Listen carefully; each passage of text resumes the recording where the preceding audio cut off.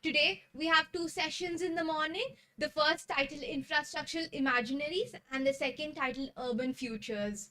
Following this, in the afternoon, we will have a film screening of A Sound Democracy, followed by a discussion with the filmmaker Dhananjay Sinha.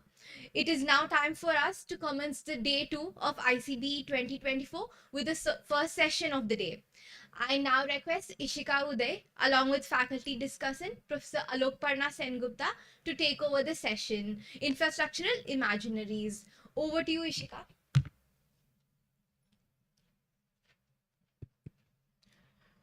Good morning to everybody present here. Now we begin our session, Infrastructural Imaginaries, and we have our first speaker going on stage, Saloni. Please welcome her on stage.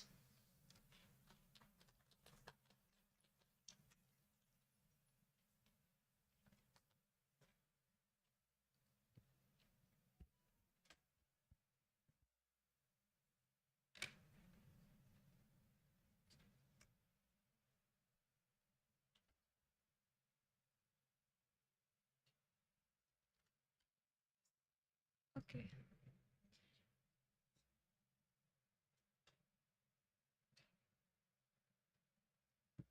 Hello, good morning, and thank you everyone for joining us here today. I'm Saloni Jain from Jindal School of Art and Architecture, and I'm delighted to have this opportunity to be here and talk to you all today on my research topic, the cultural significance and the social impact of stainless steel utensils in India. Today, we're going to talk about how the advent of stainless steel utensils changed the socio-cultural landscape of middle-class households in India during the post-colonial period. I started writing this paper with my research on stainless steel, wherein I delved into the historical path of stainless steel and its introduction to India. This initial exploration sparked my interest to study deeper into the material culture of stainless steel that surrounds our daily life. To expand my understanding, I drew upon insights from various existing literatures from various sources, uncovering the ethnography of stainless steel's material culture. This is exploratory research, so we're just going to delve into the various aspects of how stainless steel has created an impact on our lives. By the end of this presentation, we will analyze how the social forces around us play a role to make our stainless steel utensils a symbol of social constructs and social divisions in our society. We will also talk about how these utensils transcend mere functionality and foster a deeper and more emotional connection with us. I have divided the paper into two sections.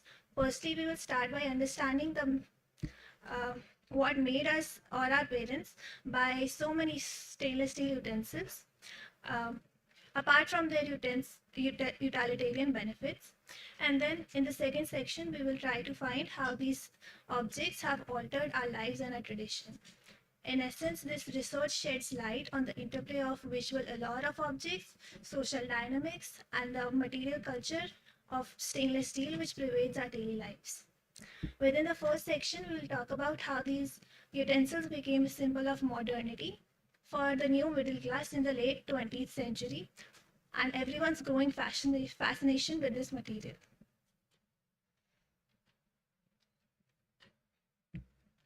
So how did stainless steel make people a part of the modernity club? When we see around us, the categorization of individuals into different groups is a common aspect of our social structure. Within societies, individuals often align themselves with various groups, and within these groups, some are more modern and developed than others.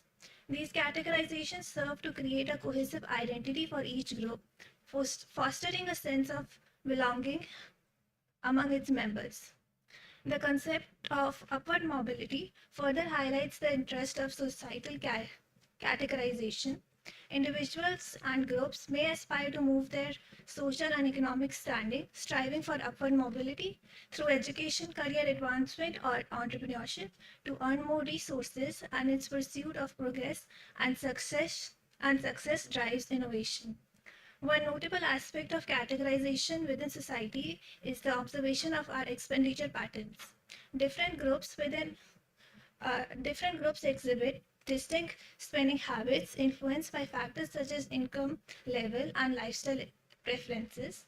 These expenditure patterns not only reflect individual preferences but also tell us about their place in the society. And buying the newly emerging stainless steel utensils was a way of climbing the social ladder, a way to tell people that you are capable of getting your hands on the latest innovation and technology. As Victor Buchelai's findings suggest, that the level of civilization within a society is often equated with its level of material culture.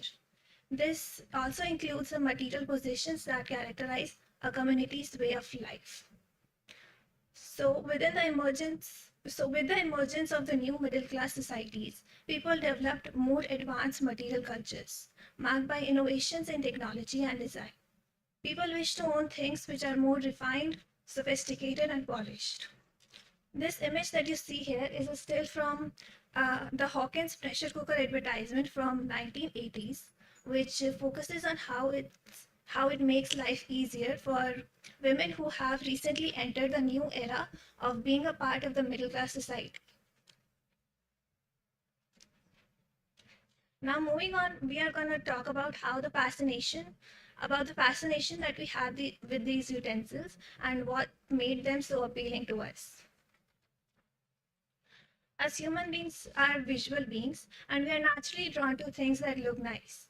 We see something that catches our eye and we feel drawn towards it. The term coined by Karl Marx for this phenomena is commodity fetishism. We are interested in things that seem special or out of reach to us, things which are beyond our immediate grasp. We feel fascinated by them and want to own them. This could be a beautiful painting, a shiny piece of jewelry, or in our case, polished utensils, which were more aesthetically pleasing to people and less commonly available than old utensils. Apart from aesthetically pleasing things, people are also drawn to power. People care a lot about respect and authority. They want to be seen as important and powerful in society. This might mean having a high-ranking job, being well-known, or having influence over others. One way to influence people that we are going to talk about right now is possessing and gifting nice things. Dr. Appadurai's studies demonstrate the politics of gift giving, which means that when people give gifts to each other, it's not just about being nice and generous. It's also about building relationship and gaining influence. Gifts can function as a form of social currency, facilitating the mediation of social status and power relations.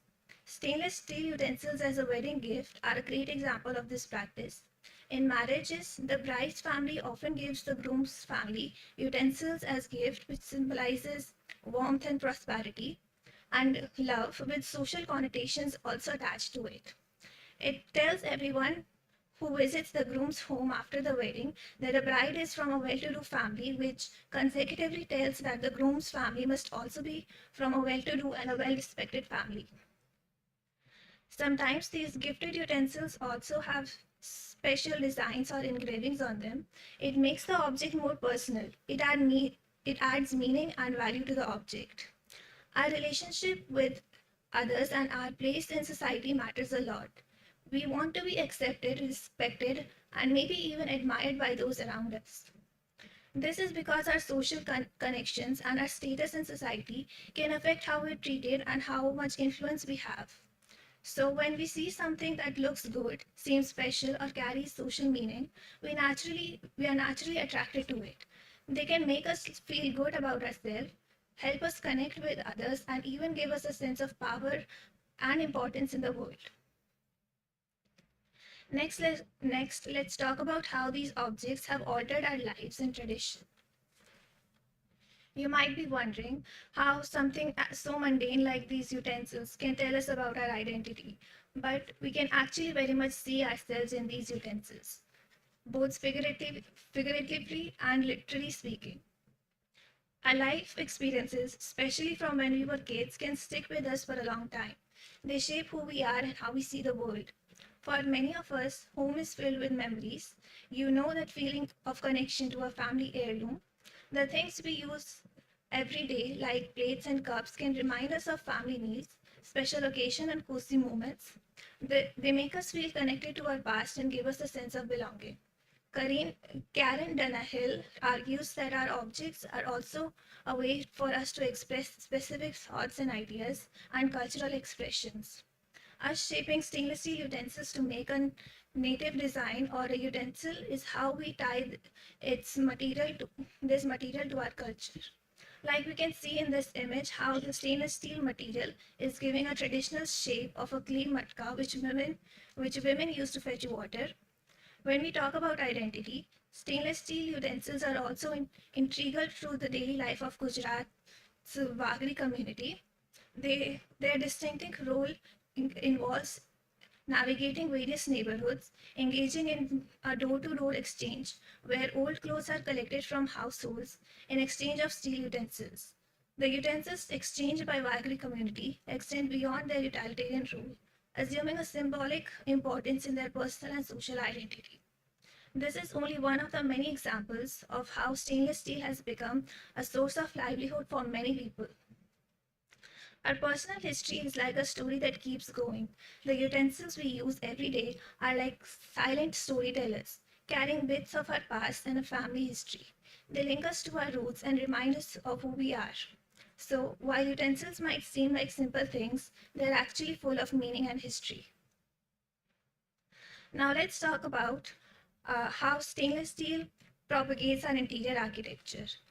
Our lived our lived environment is the where we spend our days, the place we inhabit, surrounded by things which make up our physical space. This includes our home, neighborhoods, and even rooms we use every day. According to Gaston Bachelard, the author of The Poetics of Space, within our environment, the objects we interact with, like furniture, appliances, and decorations, act as a building block of our daily life. They shape how we move through our space, how we use it, and even how we feel about the space. In our homes, objects become official members of our household. They could be things like our blanket we curl up on the couch, or the kitchen utensils we use to cook family meals. Danehel also talks about the power of everyday use. We spend a lot of time washing, cleaning, arranging, and serving food in these objects. These activities become part of our daily routines and help us maintain our living space. They give us a sense of purpose and accomplishment as we care for our environment and the things in it. Through our interactions with these objects, we again develop a sense of self. The things we choose to surround ourselves with reflect our tastes, preferences, and even our values. They become extensions of who we are and help us express ourselves in our environment. Lastly, these objects provide us with a tangible connection to both our daily routines and our past. Whether it's the well-worn handle of our favorite spatula or the heirloom passed down through generations. Such objects hold memories and stories that enrich our lives. To conclude this presentation, I would like to say that these objects aren't just about our own stories, they're also a part of a bigger social story. For example, maybe our grandmother used to cook every day in clay and brass utensils, but now people might rely on stainless steel because of its feasibility. While stainless steel makes us feel nostalgia, it has also created a lot of change in our society. The values and traditions around things can change over time because of new technology, mixing of different cultures, and or even just trends in the market, facilitating a bigger shift happening in society because of globalization. And we're yet to find what lies ahead in the future for stainless steel utensil in India. Thank you so much for your time, everybody.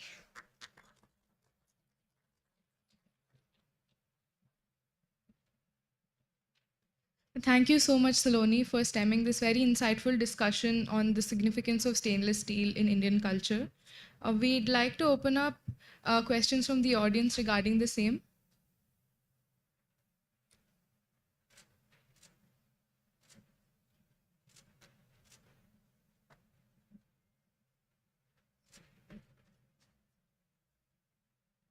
So the questions for this panel will be collected and addressed at the end of the session.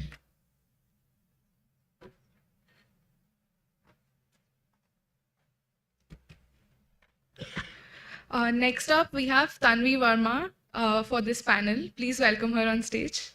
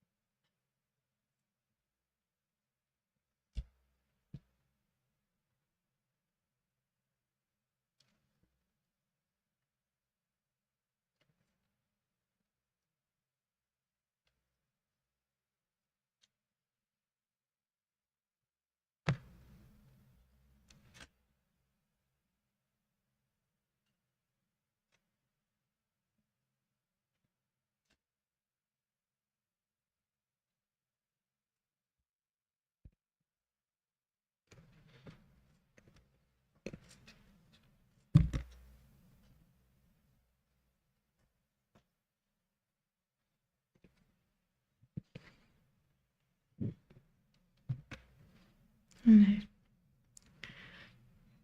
When I have guests coming home, my mom makes sure that the house is deep cleaned, the flowers are arranged, the candles are lit, and there's a beautiful rangoli outside the house.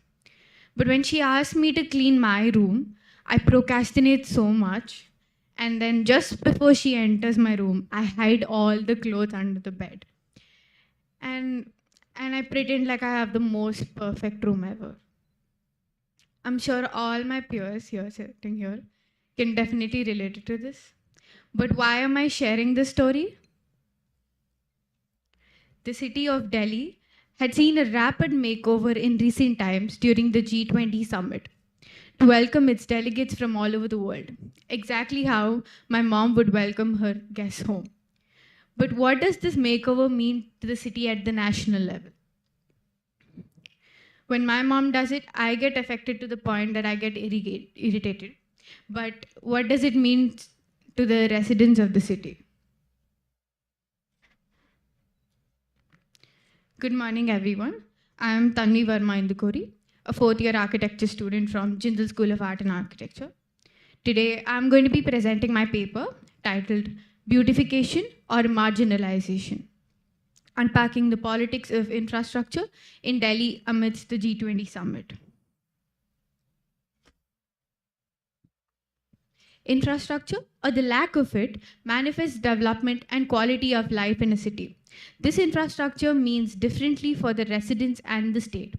The state focuses on hard infrastructure like roads, railways, airways, networking, along with maintaining the aesthetics of a smart city that encompasses all these features.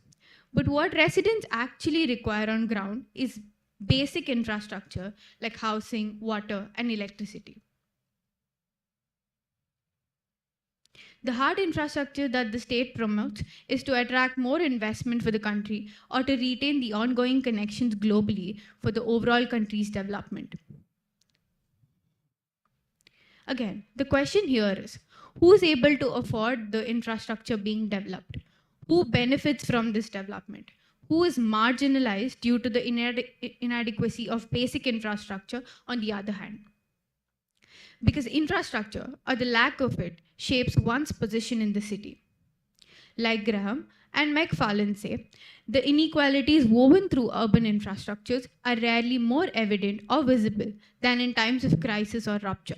One such event that brought forth those who were affected by these inequalities is during the G20 New Delhi summit.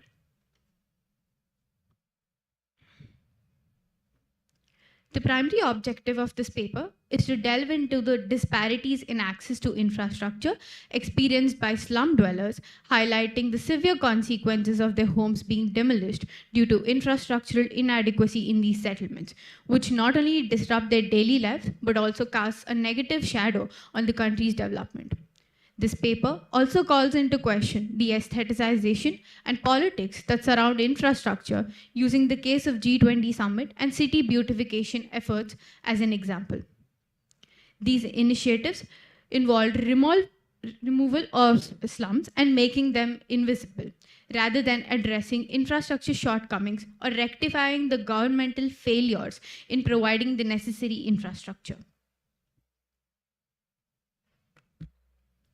India was welcoming its guests from all over the world. Hence, the residents of Delhi experienced unprecedented transformation characterized by rapid beautification drives in the city during the weeks leading up to the G20 summit. Hundreds of thousands of plants have been planted along the roadside. Streets which were once dark alleys have now been lit up with installation of streetlights. The sidewalks, walls, tunnels, and some buildings have been freshly painted with murals. The city circles now have new fountains installed along with some animal sculptures. The garbage and debris lying in the public lawns have been cleared out. Although these drives have not extended throughout the city, they have covered the southern part of Delhi, which is the hub for the embassies and the hotels which were to host the delegates.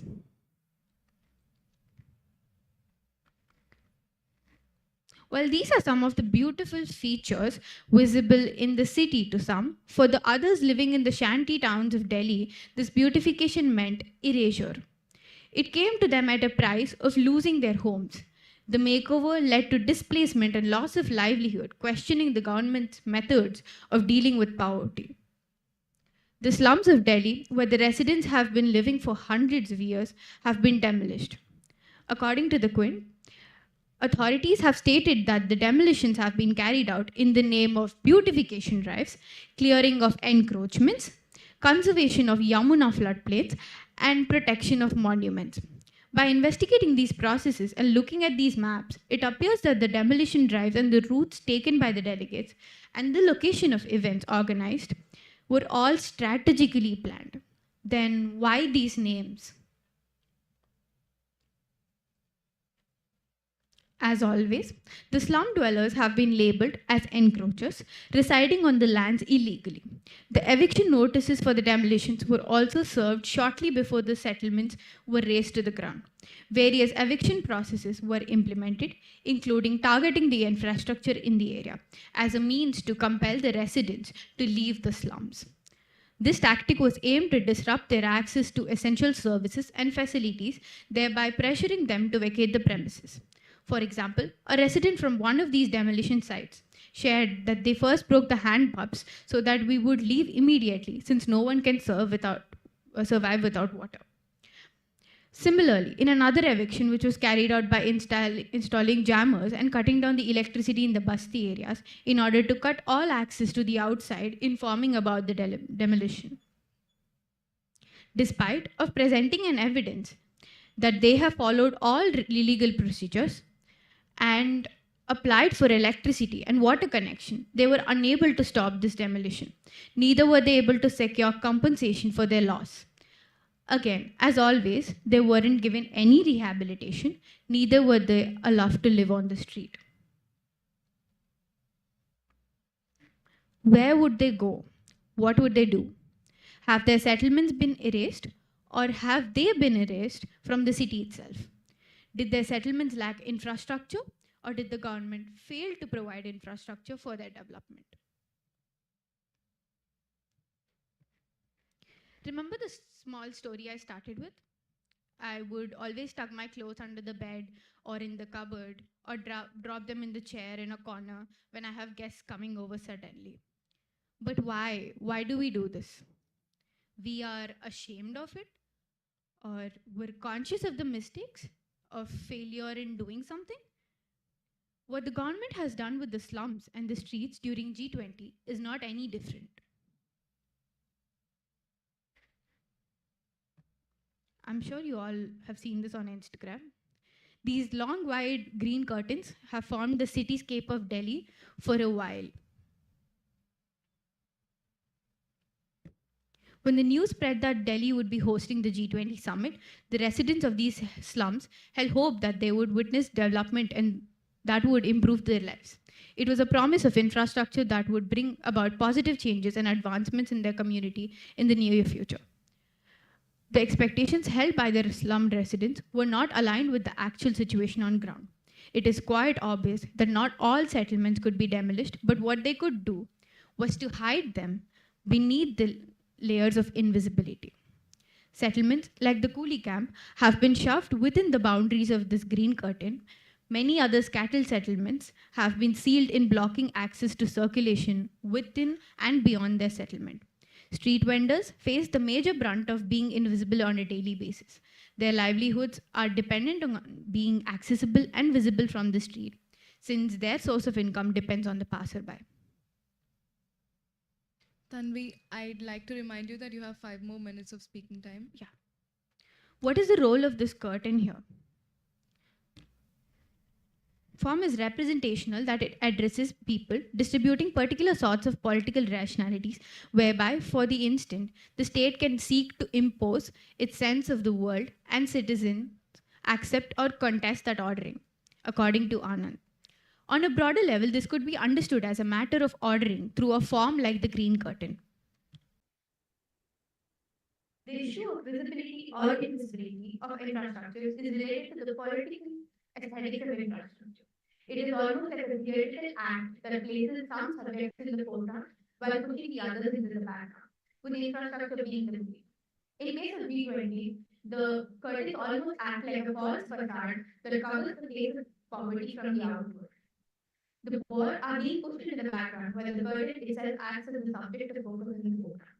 The commonly understood connotation behind the curtains and foreground is the importance of presenting an image of modernity and development. Throughout history, the evolution of urban societies has been closely tied to both the infrastructure development and process of modernization. The curtains in itself signify the idea of progress, which leaves an impression of advancement. The main objective is to promote the carefully crafted urban image, emphasizing that within the Global South mission, India stands out as the model superpower. Several questions emerge out of the politics that lie in relation to aesthetics and infrastructure. What is more problematic? The image of a city consisting of settlements occupied by poor, crying for help, or the inability to afford infrastructure in these areas since it has been termed as illegal settlements. With the example of G20, the state has proved yet again that infrastructure favors the development and aestheticism and not dire conditions of poverty existing in the country from generations. These swift efforts do not take into account the lives of residents in the city clearly with the projected numbers and headlines shown up. Before I conclude, I want you to take a moment and think about these questions we have asked in the beginning of this paper. The dire consequences of infrastructural withdrawal from slum dwellers further exacerbates the already challenging living conditions in these settlements. It makes it further difficult for dwellers to access clean water, sanitation, healthcare, and education. In turn, perpetuates the cycle of poverty and inequality. Roy says that this is informality, which is not merely a result of urban poverty, but a form of insurgency, where marginalized communities deprived of basic rights and services assert their presence and demand their rights. This insurgency is contested by the government through informality, which aligns parallelly to illegality. As long as they lack ownership rights to access infrastructure, the government would take advantage of this withdrawal. Thank you.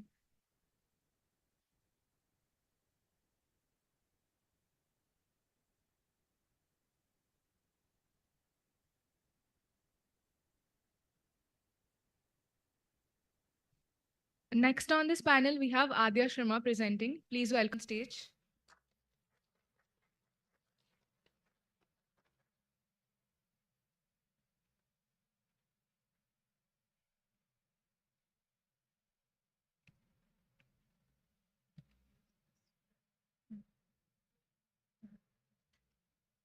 Hi, good morning to everybody present here. Today, I will be presenting my paper on which is titled "The Influence of Footbridges or Skywalks on the Social Infrastructure in Hong Kong: A Case Study." Essentially, the entire paper is surrounding this larger argument of how physical infrastructure elements have affected the social infrastructure in the cultural context of Hong Kong. So these are the key themes that we will be looking through the entire paper.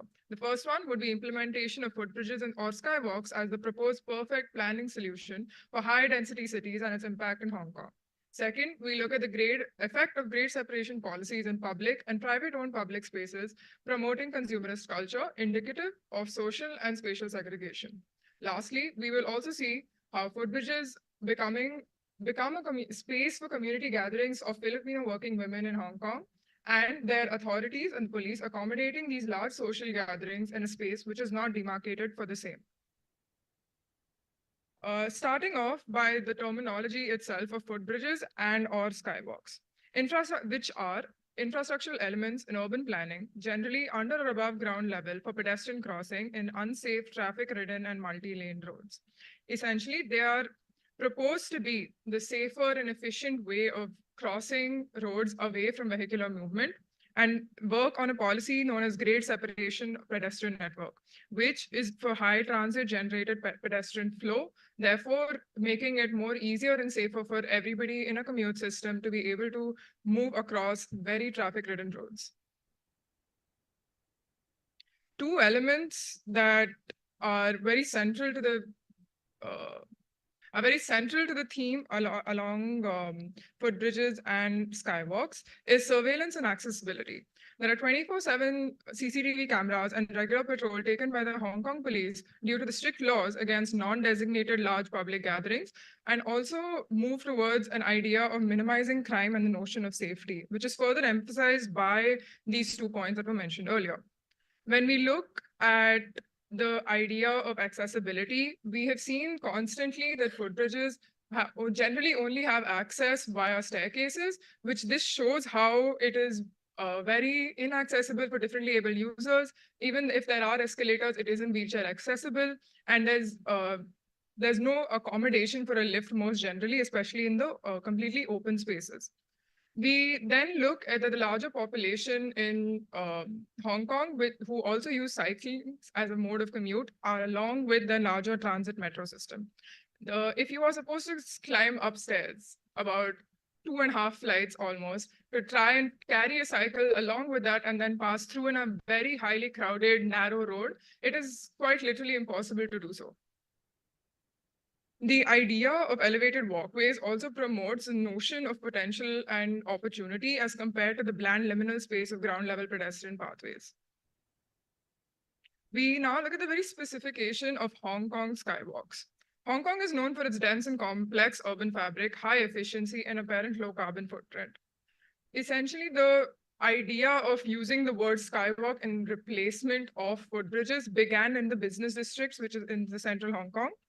And they had, in the 1970s, when Hong Kong moved from a manufacturing to a more service-based economy, they decided to work in tandem with the private and public sector, and the private owned industries could now occupy public space. These integration of private owned public space in Hong Kong changed and essentially changed more rules and of land use and real estate, creating larger opportunity for changes for both people, public space, and community. Now, one of the key points here is that these skywalks connect only private spaces. You are walking from a mall or an office and staying within that AC'd space. We look at a streamlined flow and idea of efficiency, reducing your time outside of work hours, maximizing the amount of work hours that you will be putting in while you're working. In an office space, whether that be in person or not, or whatever travel that is accommodated with it. It's assumed to be a shortcut as well. When we look at more service-based or consumption-based spaces such as malls or larger atriums and shopping complexes. It is termed the streamlined flow of consumption, creating an uninterrupted continual consumerism, which is very central to Hong Kong's larger society, which is very hyper-consumerist. A fun fact is that from a 2016 article, there's a statistic taken from 2008 that there are about 693 footbridges and or skywalks present in Hong Kong. I personally cannot imagine what the number is going to look like today, because thinking of the fact that this is almost 14, 15 years ago, I can't imagine how much it has changed. We now look at why I have been using the term interchangeably and trying to find a difference between footbridges and skywalks. Essentially, I want to point out the larger material and visual differences that come with both of these terms, that a footbridge and a skywalk is different in terms of how its enclosure is and how ventilation is provided. So if we see the two images here, we see one that is open. We see that it is a metal, like it's open versus closed. It is metal versus glass. And one is open for the absolute humid air of Hong Kong versus the other being completely AC ventilated. We see this difference, especially when it comes to a more private organization, which is creating said skywalk. So we look at the one that's a more of a private space. If you think of an open metal crowded space, it comes into a footbridge. We then also see that a footbridge is used when we're talking about public transit, when it is connected to a metro network, when it is connected to a rail network. But when we think of a skywalk, it is also connected, it's connected in the absolute opposite sense, where it continues through the theme of consumerism and larger, efficient shopping experiences. The reason these terms have been used interchangeably or under a larger umbrella term of elevated walkways. But I believe that I also want to argue that they have different connotations, which have been shown across various research papers, that a footbridge is generally almost always used in a larger public context, whereas a skywalk is a larger private enterprise. We also see here that these are two Google searches that I did, as I was making this presentation. And we see that the footbridge versus skywalk connotation is shown via the Google search results as well. This is, it shows that you have larger open spaces, even though there are concurrent and synonymous images across both, but we have a different visual identity, we have a different material identity, and even the other suggestions that are provided are indicative of the fact that these exist separately. We now look at how this infrastructural element is used as a community gathering space. When I mentioned earlier that Hong Kong had a change in its economy in 1970s, it also included a large migration that took place from Indonesian, Philippines, and largely South Asian countries, which were termed as foreign domestic helpers. And they were resident live-in maids and workers who stayed with the family to help for whatever reason, for whatever domestic work that was required. They all get Sundays off. They're supposed to stay with the family, and they are working 24/7 except for the days that they get off on Sundays. So these mostly live-in residents and workers have decided they on their days off, they congregate in any possible open public space, and then form their community, have time for social engagement, and be able to talk to people of their own. So essentially, as they meet in these spaces, they challenge the functionality of this very unifunctional idea of the transitionary liminal space of a footbridge or a skywalk. We look at the fact that we think of reasons as to why are they congregating in a space that is not adhered for a larger public gathering. And we see that it's due to the high density of the city and the lack of public open spaces. We also notice that the Hong Kong authorities and the police people who are very, very strict about large open gatherings, along with,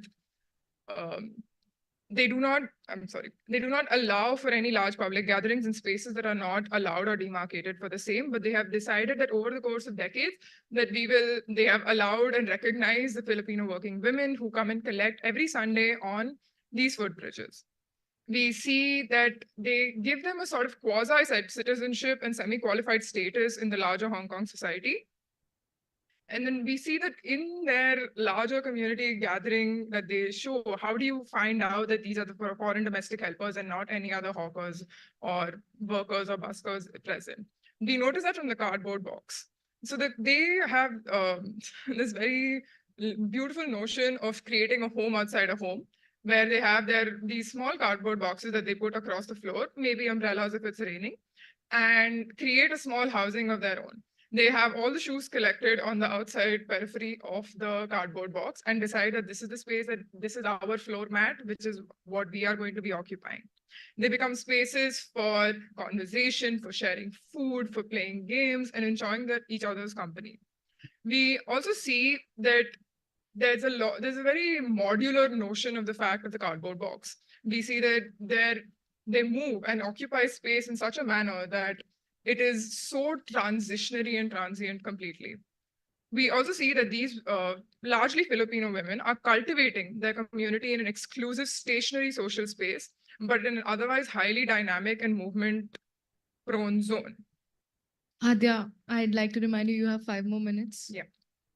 So I also just wanted to mention that this is, we see in the same space how there are two different, completely opposite, almost functional that come about, which were not necessarily planned at all. These women coming and occupying space become circuit breakers in the Hong Kong cycle of continuous consumption, indicating the multifunctionality of a transitionary zone in the larger part of their societal socio-cultural fabric. We see that these women come and they change the entire notion of the space that you would once assume is completely crowded and you do not have a single square inch of space to move on the rush hour commute times. But on Sundays, that one day that they decide to take off, it has completely changed the visual and like the visual notion of the space.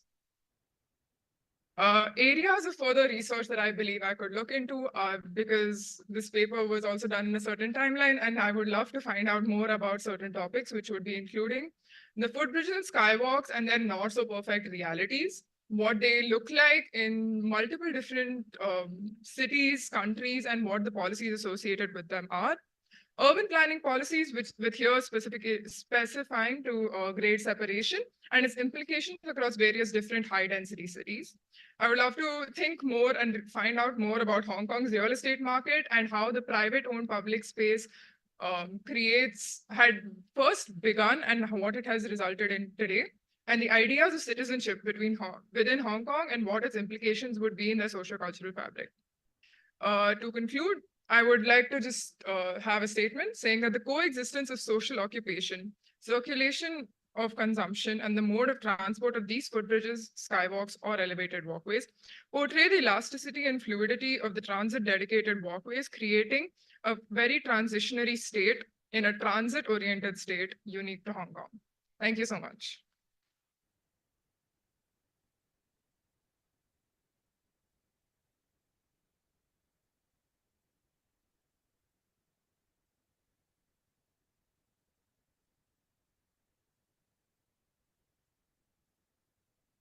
I would now request our panel discussant, Professor Alok Parna, to present her concluding remarks on the discussions that were stemmed from this papers that were discussed in this panel.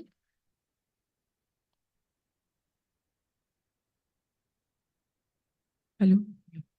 So, thank you for the presentations, Saloni, Adya, and Tanvi. They're very meaningful, I think, relevant when we are thinking about this question of how to imagine what is infrastructure, right? And what is very interesting to see in the three presentations that we are looking at infrastructures of different scales, right? So whether it is the scale of the urban, so here we're talking about the footbridge, or a mega event, which is the G20, and or whether it's a scale of domesticity, how infrastructure is interweaving into the various scales of our everyday life, and and continue to do so, right? So this is I think something that came out of this curation of papers, and also pushes us to think about that how it's not only an imagination of what is extremely unreachable at times, or something extremely big or very budget heavy, but how it is interwoven in every aspects of our life. So thank you for the presentation. 2 points that I would like to talk about here is that one is the in terms of how the infrastructure is a space of appearance and a space of surveillance and power, right? And at the same time also how there is resilience and conformity. Okay, so we see resilience happening through how the Filipino women, they are trying to occupy a space of movement and convert into a space of pause, right? And also in terms of conformity, we see that happening in both your papers, where whether it is the social structure, even though material usage has changed, possibly from glass or stone or bronze to steel utensil, we do see that the social structure is still, at least in terms of representation, we see the women again and again being part of this. So infrastructures can also be, questioned in terms of conformity, even though the material of the infrastructure has changed. And in your case, it is the overall the planning or the state, so continuously asking a certain group of people to conform to invisibility or being surveilled, right? So yeah, so these are the points that I would like you to think about. If you would like to respond to this, you can. And then also, I think Ishika has more specific, more maybe difficult questions for you.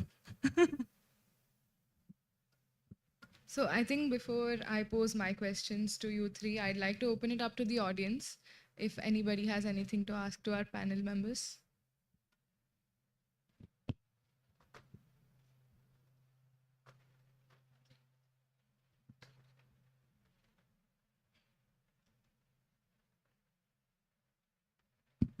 Yeah, hi.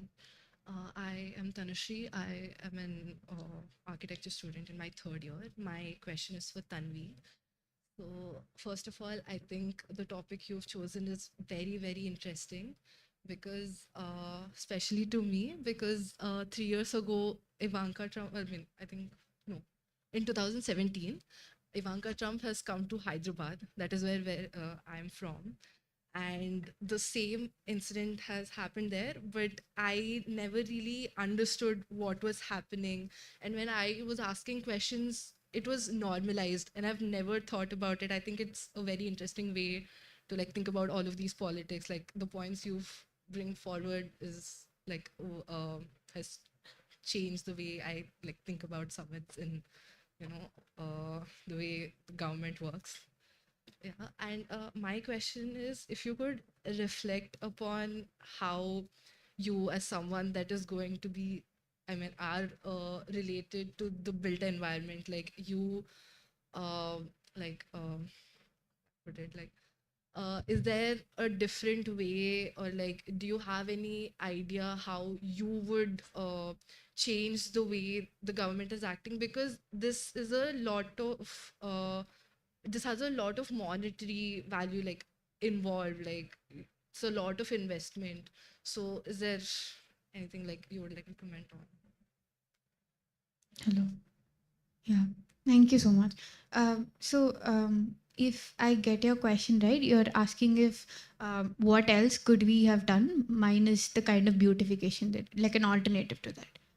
So personally, I think that a lot of, I mean, maybe it's not the best way to put it, but like a lot of foreigners who come to India, they're very like mesmerized with the culture, the heritage of what India has to put forward.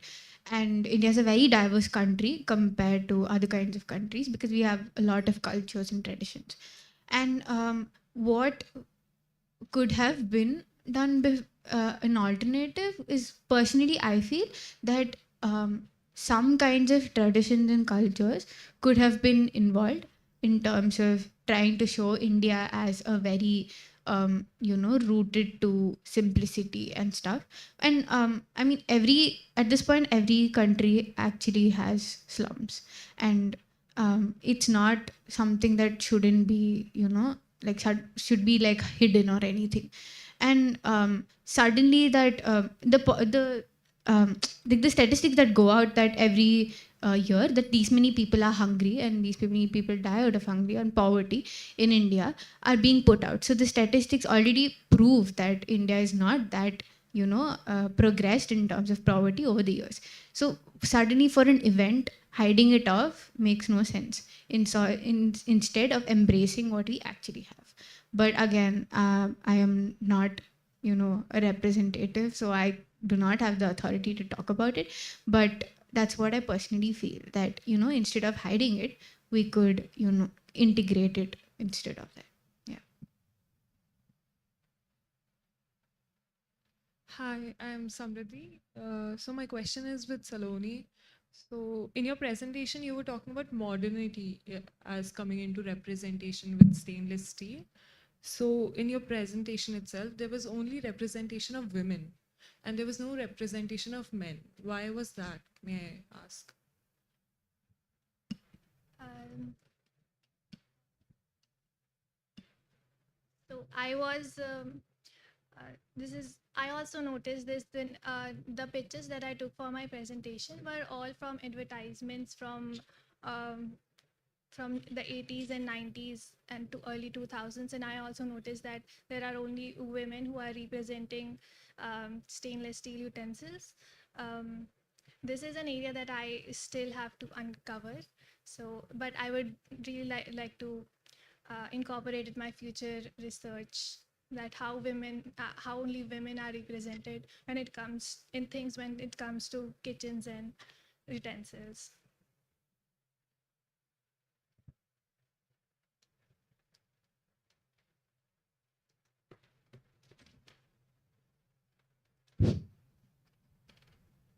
Hi, I have a question for Tanvi. First of all, great presentation. I really like the topic. What I want to know is about the politics of the destruction of the places. So the areas that, for example, Mehrauli and Tughlakabad are minority areas. So do you want to further comment as to why these areas were the only areas that were destructed, whereas these other areas were only covered up? So like the areas you specifically spoke up were covered up in green and blue sheets, whatever those sheets are called. But these areas, a lot of places in Mehrauli, as we have seen, is being destructed in the claims of protecting of monuments and other this thing. But it's just a minority area, and the other areas were not. So why is this not a big part of your paper? Two, and could you like relate the infrastructure and the politics of this destruction? So could you like just comment on it? Yeah. Answering to your first question, especially the embassies and most of the hotels that these delegates were staying in for the 3 days were around Mehrauli and Daula Khan. And, that area actually had a lot of security and everything. So for them, it's also a conscious decision that demolition and destruction does take a lot of time and also monetary effort. So they couldn't really like demolish everything, and that is why the major areas where these events were happening and the areas where they would interact for the next 3 days were sort of demolished. And again, there were also alternate G20 is one push for it, but again, like because I am focusing on G20, this is something I observed. But there are also like the Yamuna floodplains that I pointed out. That was also an issue that was going on during that time. So that is why those areas have been specifically targeted. And again, it is easy to demolish a settlement of lesser population than a bigger one, because again that would raise a lot of questions and like cause a lot of controversy and insurgents from them. So that is why these. And I'm sorry, I forgot your second question.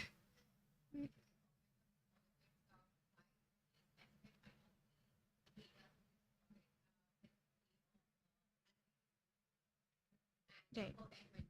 And why is this area the most surveilled area out of the other areas that was there? Because G20 was a capital city event, but these three areas were specifically, especially Mehrauli and Tughlakabad, had a lot of destruction, and it's a heavily minority dominant community. but the other areas are not. And like also like areas that are near the embassies and hotels where the delegates were staying, which is more central Delhi, which also has a good slum population, was not destroyed. In fact, it was just covered up with green sheets and like blue sheets. But this area, because of the minority in the name of G20, was destroyed. So I just wanted you to comment on the politics of it and how it's Right. related to infrastructure. Right. I mean, so usually when demolitions happen, it's always targeted towards the minority, which is one thing that you were pointing out. And it's not just to a G20, but like so far the demolitions that happened in historically, if you're talking about from the time the Commonwealth Games have been conducted in Delhi. So ever since that, minorities have been targeted, and it is really on the face on why they get targeted also. And again, like there are always like, even with these illegal settlements, there are some settlements that are very much tied up to the government, and they have been supported over the years for, like they have some sort of agreement in terms of you don't have complete ownership rights, but you do have some amount of documentation which support that their settlements are valid. So that is why those will never be, abruptly like taken down. But again, these minority settlements which have not, gained the support of the government, will obviously be taken down in times of these kind of events. So I hope that answers your question. Yeah. So I would like to ask Tanvi. Actually, I'm not agree with your first answer of her question. Secondly, I would like to ask you: have you visited the site, or you have done your research based on your secondary information? Secondary. Yeah, I've done it on secondary basis. Yeah. So I would like to suggest you to visit site when you are doing such kind of research, and also talk to residents and know what is the what is the reason. Their perspective is also important. Not like hotels are located at that location. True. So yeah, please visit the site so that Yes. it will strengthen your research. Yeah. Thank you. It's like this was a very primary research, and I'm really interested in this topic, so I might be able to like research further and actually visit site. And, yeah, thank you.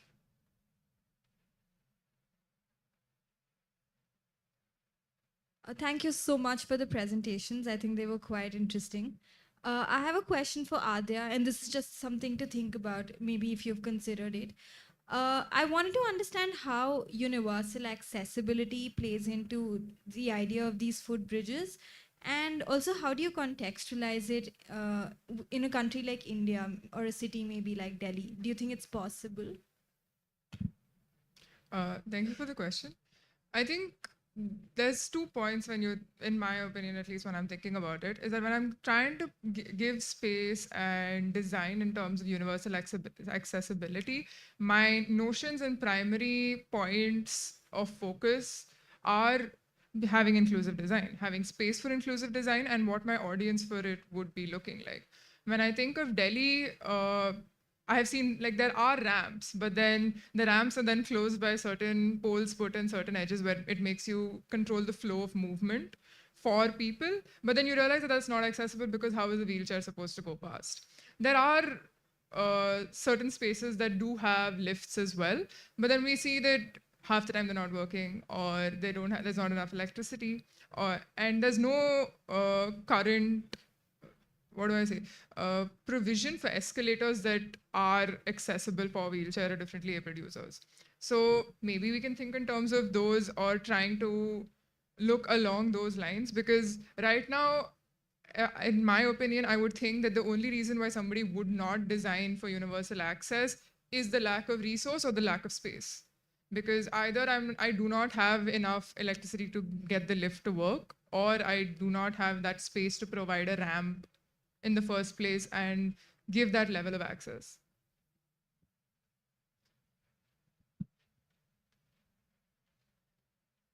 Hello. So first of all, great presentations. So my question is a follow-up question of what Tanushree asked, and it's directed towards Tanvi. So this is something which is a very common practice and happens across nations. We had seen this in the Rio Olympics, which happened in 2016 as well, where cities and states were hidden and they were just trying to hide what mistakes they have made in the past. So G20 being a very an event of national importance where all the delegates across the world were called for like talking in terms of trade routes, AI, and all sort of major important things for national importance. So my question is that you answered the question what Tanushree asked by saying that we should have like made them a part of our system, or like the decoration or the beautification part. So my thing is that should it be hidden in a different way, like they use green curtains and everything? Should it be hidden in a different way, or they should be incorporated inside the built environment? How would you respond to the fact that how they should have done the beautification process? Should it be done by incorporating them, or maybe hiding them in a different way? Uh, Definitely incorporate them, but I'm not exactly sure on how to put this. Give me a moment to think about it.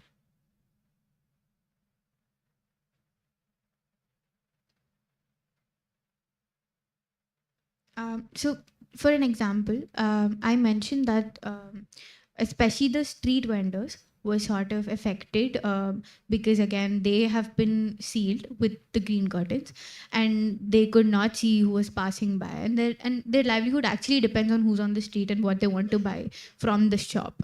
Because, again, if you want a chips packet, you would obviously go to a street shop and not like find a departmental store near you. So what it does is that if you would have opened it up, I think what I was trying to think is that it's an exposure to the kind of activities that happens on the street, especially the Indian streets, and it's something that you could like. There is no shame in it because it's an activity there, and there's a class that belong to street vendors where they embrace certain occupational activities. So I'm just trying to say that you incorporate them instead of hide them with the green curtains because there's nothing wrong in it. And that is one thing I had to say about incorporating them with regards to the street vendors. But again, coming to the settlements, even I am not sure on what they could have not done. So yeah.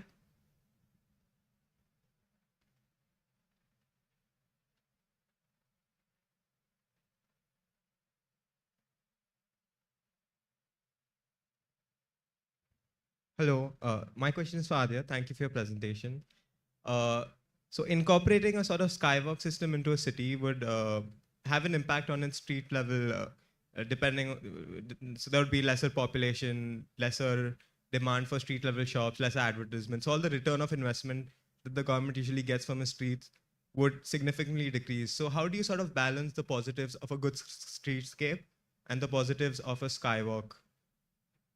So, in the research that I had undertaken, what had happened was that while the ground level shops were starting to lose visibility, they just moved essentially the investment space, if you want to use it in those terms, moved along into a line of around the skywalk. So either you would have street vendors on the skywalk at the entrance or the exit of the spaces, and or where it reaches ground level or goes above.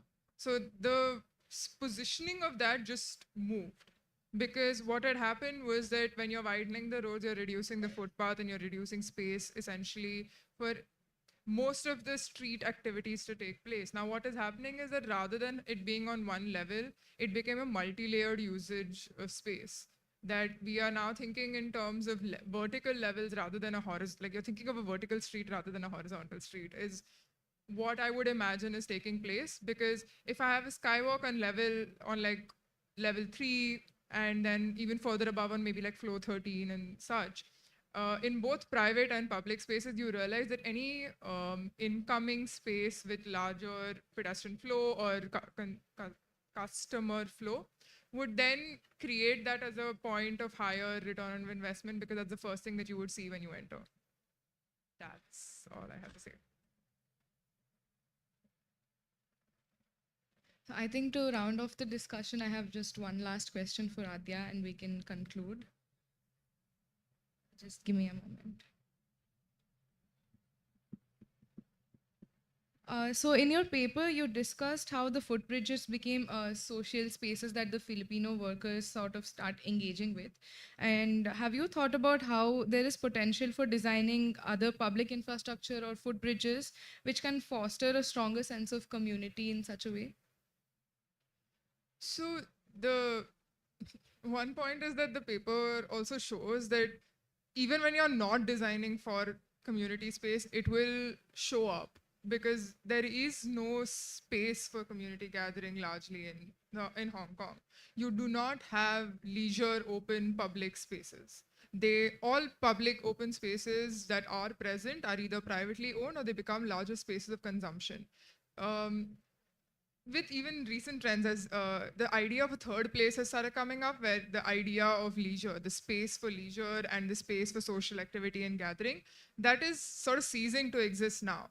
So I think this is also a larger question for all of us as students of the built environment to think about how we are going to be incorporating spaces, these kind of leisure spaces, let them be completely accessible to all, let them be open to the public, and how we're going to essentially have space for it when there isn't any free land or public space already present.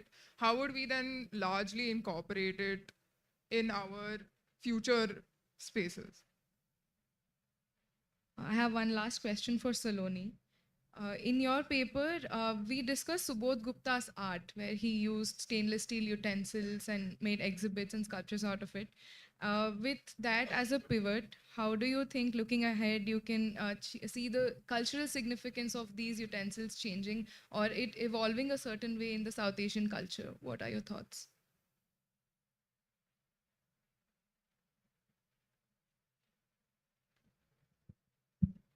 So one way that I think that stainless steel utensils would change the will change our culture more into the future is that maybe people all around the world will start recognizing and recognizing India with their utensils and um, utensils would become symbol that of India and they would start having conversations around it. Yeah, and one more thing that I could think is that maybe if our stainless steel utensils could be more westernized, if they are not representing our culture, our designs, and our past utensils, then they can be more westernized and more Americanized. Yeah.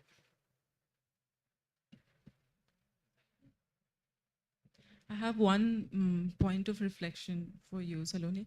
So there is this part in your paper when you are talking about the women hawkers, and how the Wagri women, you said, yeah. So I think that is a very strong part in your paper, where you're talking about how these women are actually very, they're very entrepreneur, in terms of entrepreneurship. It's really, I mean, they've found a very good niche, and they have been doing it for a very long time. And how they are using the very essence of this product, that it is very lightweight, and using that as a way to go from house to house and exchange, for clothes, and then they are selling this. So it is an act of, because we know in terms of hawkers, when we talk about hawkers, that not women hawkers are not the group which is extremely mobile. They're either in fixed positions, but this is one group which is extremely mobile, and they're using the domesticity and the domestic environment and the interaction with other women from different houses to do this kind of a trade. So it's a very, I think it's a very there's a lot of scope in this part of your paper. You should try to develop it. Thanks.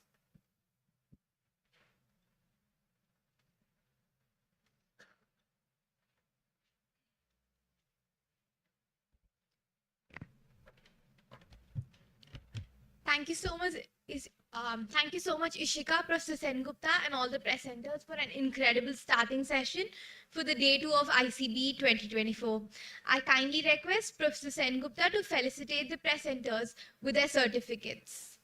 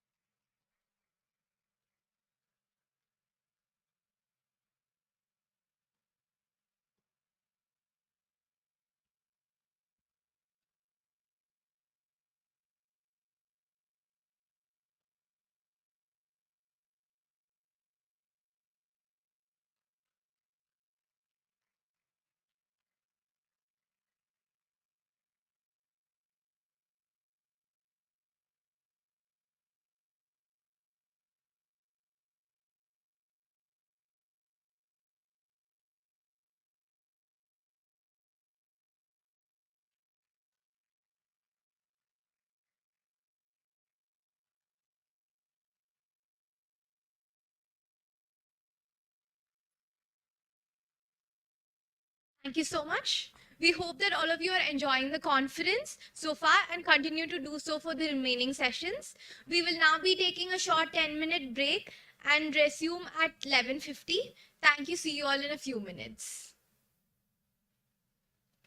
I would also kindly request you all to visit our JSA entrepreneur stores in the front of Adda. Thank you.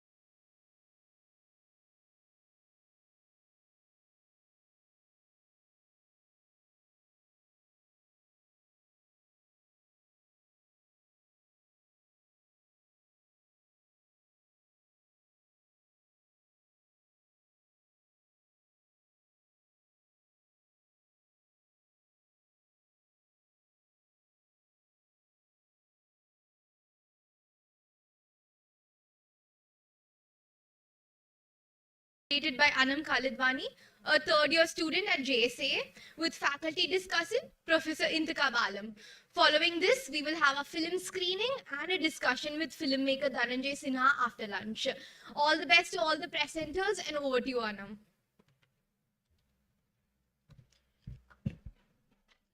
Good morning, everyone. I extend a very warm welcome to the concluding session of ICBE 2024. I'm honored to be your moderator for today's panel discussion titled Urban Futures. Today with us, we have our faculty discussant, Professor Sheikh Intiqab Alam.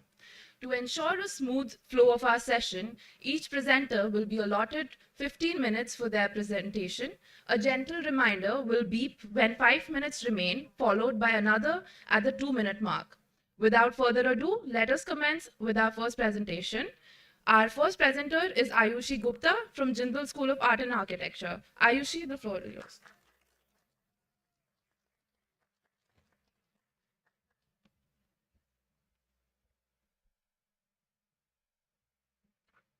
Hello.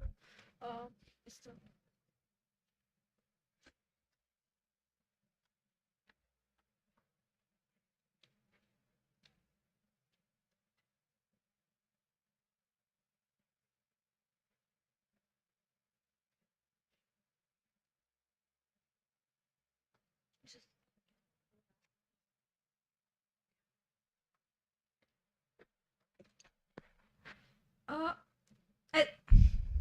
Hello, can you hear me?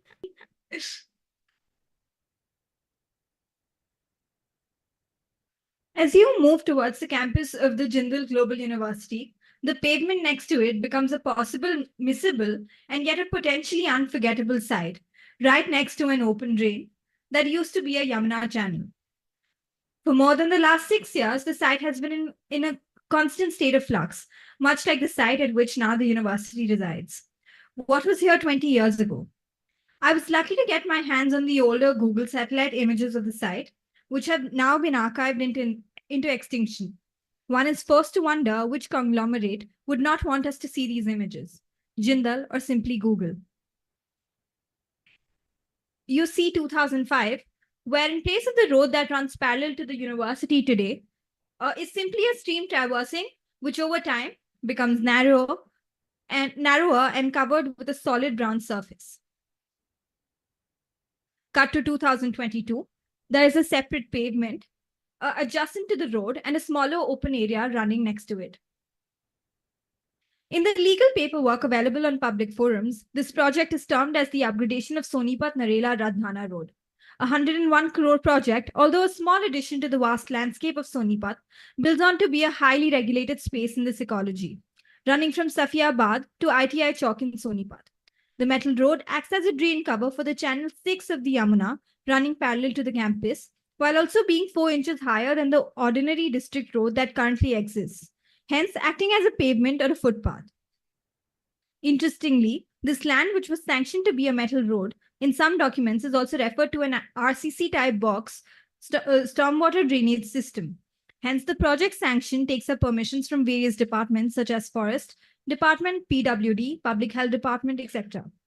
When the locals were asked about the intent of this project, they say that it only came into being in 2021 and was hastened by 2022.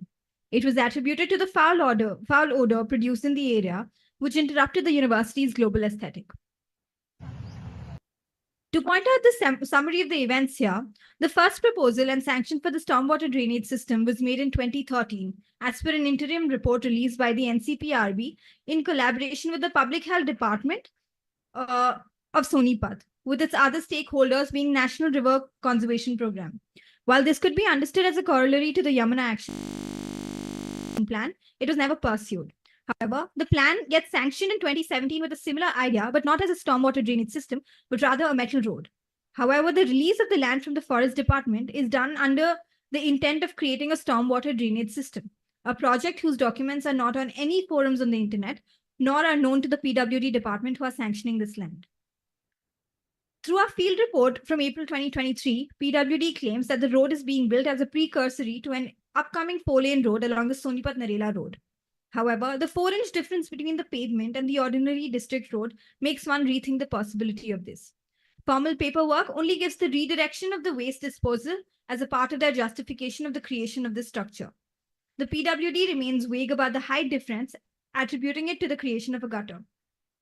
Reports from 2019, where this project seems to be hastened with the permission of the sanction of the lands being taken, match another form of permission emerging here. The entrance of the JGU's faculty block being situated on this pavement. An office memo dated 2019 states that the government would be leasing area required to JGU for its entrance for this from this newly created structure for the next 15 years. However, this land can be reclaimed by the government as and when the 4-lane road comes into action. This implies that the plan or the 4-lane road is not envisioned for the next 15 years. While the JGU Infrastructure Department denies any involvement with this project, last April in 2023, when cars began being parked on this box, the JGU's proctor's office got involved, stating that the RCC cover couldn't take so much load. However, the former head of the urban planning department of the university, Dr. Girish Agarwal, believes that the structure has enough reinforcement to launch a rocket. The area being adjacent to the university as well as a deeper nala makes it a safety hazard. When the infrastructure department was asked about this, the head of the infrastructure authorities laughed it off, saying that it would further invite street vendors to come put up their stalls in the area and create unnecessary nuisance for the university to regulate. I think the RCC drain cover located outside the university becomes a starting point into looking into a few things emerging here. A, that there is some form of prior communication between the government and a larger private entity in the area with some forms of political affiliations happening regarding the infrastructures being constructed. And hence, the infrastructural development happening in this area is somewhat, although not explicitly stated, a collaboration between the state and the larger private body, giving rise to unequal power distribution. This further gets translated in the actors regulating the space. B, the vagueness and irregularities within the titling of the projects and its purpose within the authorities themselves, as well as on paper, implies that the space is somewhat extra legal in nature, that there is some form of informality and unregulation that can be understood as inherent to the systems of planning itself, as argued by various scholars such as Ananya Roy, to create a transient landscape where uncertainty becomes a key factor in how this place further develops. It further becomes important to understand the symbolic and aesthetic implications of this RCC box. The pavement is developed with neither any scale of walkability involved nor any production of street corners. Interestingly, this road also becomes a part of the Sonipat Kundli Urban Multifunctional Complex in 2003, recognized under the National Capital Region of 2001 and envisioned to be developed as a Delhi metropolitan area. The DDA notification for 2021 for the national capital, dated back to 2007, also talks about the creation of the world-class city, where there is some form of aesthetic understanding of a postmodernist, fast-paced mobility structure. There is an emphasis on infrastructure development along the transport corridor. This creates an image of a highly regulated space being formed by a RCC drain box, despite it being a public infrastructure. However, this is only one facet of understanding this site. Between 2022 and 2023, the site along the RCC drain box, opposite the Barota Chowki, became an interesting point in the otherwise barren landscape of Sonipat, situating it as an urban rest stop. People on their way from Delhi to Chandigarh/Sonipat would make a pit stop for having some food from the street vendors who had taken up that space. It also became a space which would act as a taxi stand for autos, buses, and tuk-tuks. What started off as with one single stall now has multiple street vending stalls set up, where the number constantly changes. They don't need to pay any rent at this intersection, and they cater to a very fixed form of audience. While a lot of these are nearby residents, people on the way to Sonipat, a few workers from the nearby shops and factories.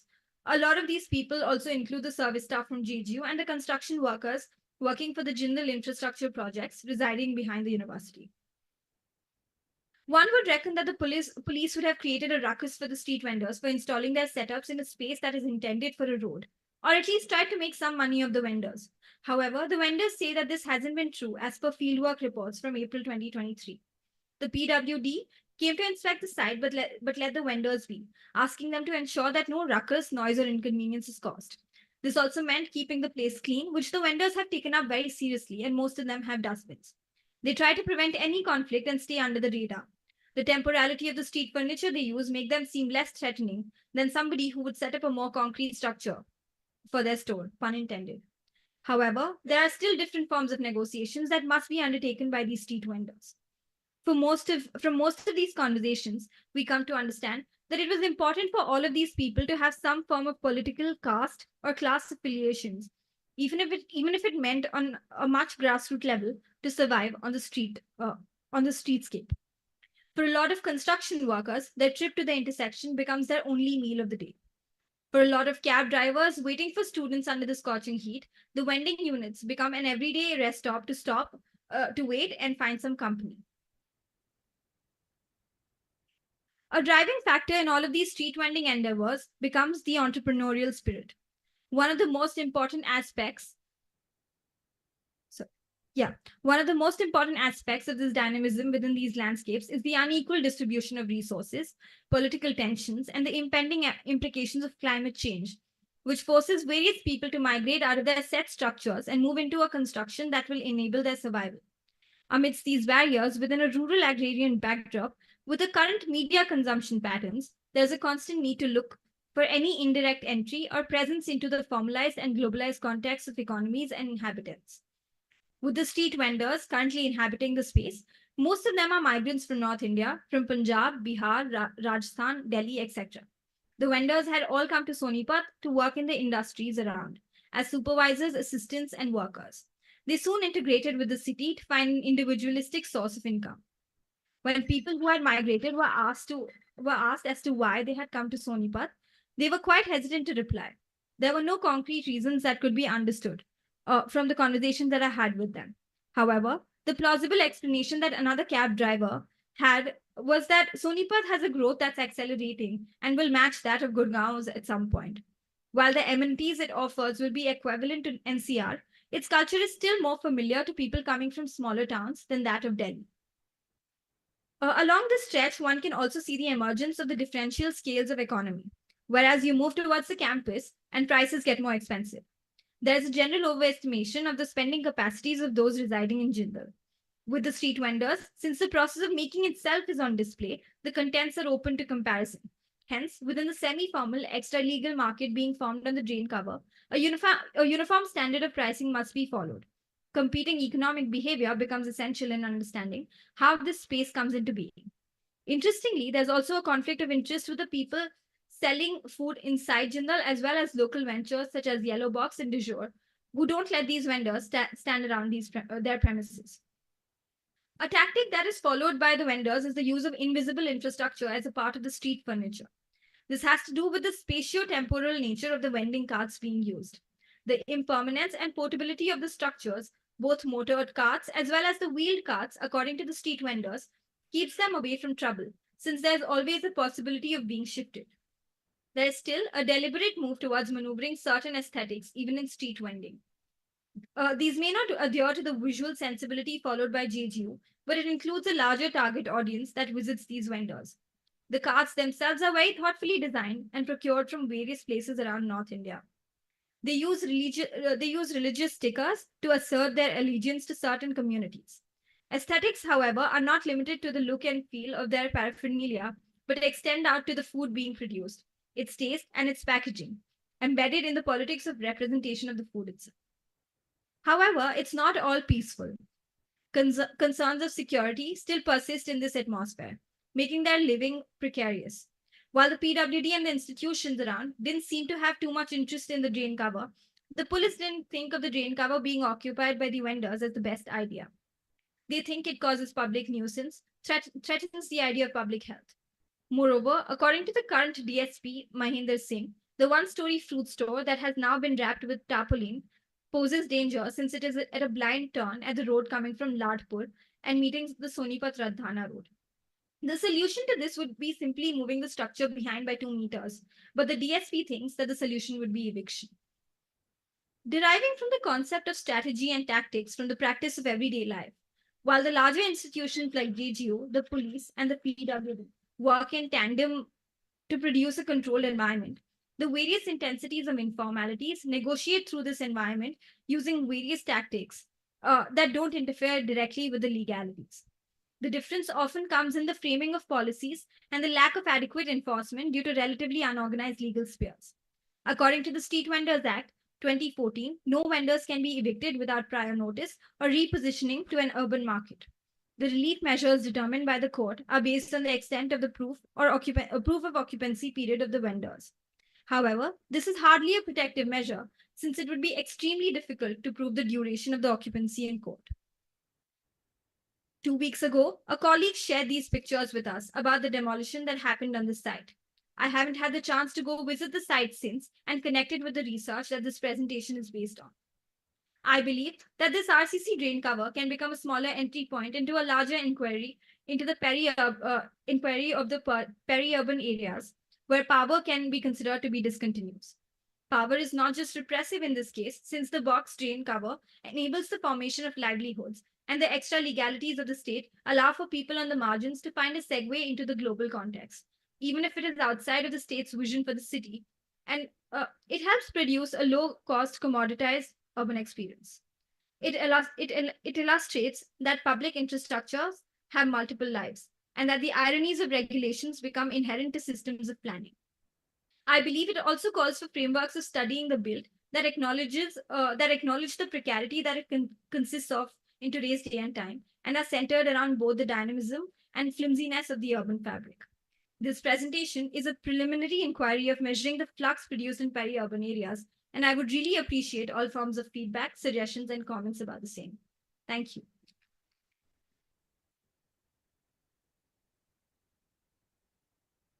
Thank you, Ayushi. Our next presenter is Wagmi Shah from CEPT University, Ahmedabad. She will be joining us online. I'd like to remind you once again, you will have 15 minutes to present your presentation. After 5 minutes are remaining, we'll put a reminder, and which will be followed by a second reminder at the 2-minute mark.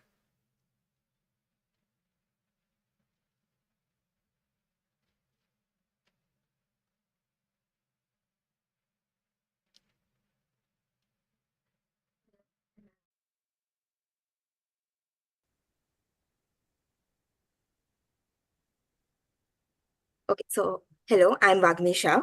I will be presenting my research titled Adapting the Ordinary. It is guided by Shweta Ranpura. As Jacob says, it is essential to have a balance between old and new buildings in a city to allow for continuity and foster a sense of belonging towards it. Unfortunately, such a balance is difficult to achieve as currently the general practice with old ordinary buildings is demolishing them for new construction. This unsustainable practice of only conserving heritage buildings leads to a wastage of resources. Additionally, the increase in construction activity contributes to higher carbon emissions, which increases the urban heat island effect. As evident, the preferred method of dealing with existing buildings results in their lives either being completely erased or frozen at a specific point in time. Adaptation offers an alternative approach by extending the lives of the buildings by transforming spaces to better suit present and future requirements. Over the years, its meaning and definition has evolved to include terms such as renovation, refurbishment, rehabilitation, remodeling, and alteration. Adaptation of an existing building involves a re-evaluation of its values. Multiple approaches have coexisted in the previous years based on specific values prioritized at that time. A systematic analysis of heritage values and a values-based approach to evaluate monuments was first proposed by Alois Riegel. Over the years, various perspectives have further defined these values in regard to heritage conservation. This research borrows the idea of using values to analyze the design process of ordinary buildings being adapted. An individual's values are indicative of their belief system and, in turn, their ideologies. An analysis of the architect's values provides insights into the design approaches employed and the attitudes towards adaptation. Since adaptation is an emerging discipline, there are certain gaps in its literature. Its origins can be traced back to conservation theories, which has resulted in a predominant focus on heritage structures rather than ordinary buildings. This research focuses on studying and presenting adaptation projects of ordinary buildings in India. Furthermore, adaptation theories do not address the concept of values. The values-based approach has been developed in accordance with conservation theories, which limits its application to historic structures. Therefore, this research borrows the multiple definitions of values from these theories to develop a framework to analyze the cases. The aim, thus, is to investigate the values prioritized by architects which guide the process of adaptation of ordinary buildings in contemporary practices. The scope and limitations of this research state that only contemporary adaptation projects based in India are analyzed. Since the focus is on the design process of the architects, the views of other stakeholders or the post-occupancy state of the building was not studied as part of this research. The projects are analyzed through a values-based approach. Over the years, different people have defined various values to define cultural heritage. These values have been redefined to develop a framework for analysis. Some values which were defined explicitly for monuments were excluded, and certain values, identified as subsets of others, were grouped accordingly. This framework believes that values have a subjective nature and thus are assigned by the architect to the existing building or the new intervention. The values are divided into three parts. The first part identifies aspects of the existing building that were considered essential to be retained and highlighted during the transformation. It includes soft values, contextual value, historic, cultural, commemorative, and age values. Another part focuses on values that indicate what factors drove the decisions to add or modify spaces and elements as part of the new intervention. It includes economic, newness, and use value. Some values can either be assigned to the existing building, its new intervention, or both, like technical value, social value, aesthetic, and architectural value. Each value has a tangible and intangible aspect, which further helped in determining whether a particular value was considered during the design process. 30 contemporary cases in India were selected for the research. Studying multiple projects allowed for a broader analysis and generalized inferences. This also helped in detecting different approaches and attitudes prevalent towards adaptation. Since such adaptation projects only exist in practice and not in theory, various other sources were used to locate these projects ranging from magazine articles, online articles and publications, student theses, websites of architectural firms, social media, and conversations with peers and professionals. Interesting transformations can be seen in these cases. In Coimbatore Club, the colonial building was retained and new spaces were added. Papaya Nursery is an adaptation of a British-era reservoir, and the Artist House is an adapted theatre in Udaipur. Furthermore, Trianu reveals the character of the Victorian-era building. Scaffold House inserts a metal grid in the core of an existing house to bring in light, and the adaptation of identity advertising takes cues from how people used the old spaces. Then, Cinnamon Boutique is an adapted orphanage building. Alembic in Baroda transformed an old mill complex and, only much louder, introduces a mezzanine, allowing one to move through the trusses. Each case study has 6 parts to it.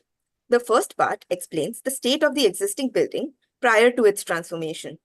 This part also sets the context of the building.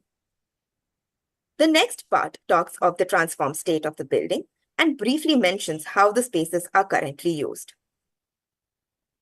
The third part, the architect's narrative, is based on the interviews with the architects and includes their intents, ideology, and concept for the project. The fourth part comprises of adaptation strategies that were used to convert the old to the new. After analyzing the interview, articles, and drawings based on the framework, the fifth part lists the dominant values in that particular project. Within this part, the values are divided into 3, listing values assigned to the existing building, the new intervention, and both.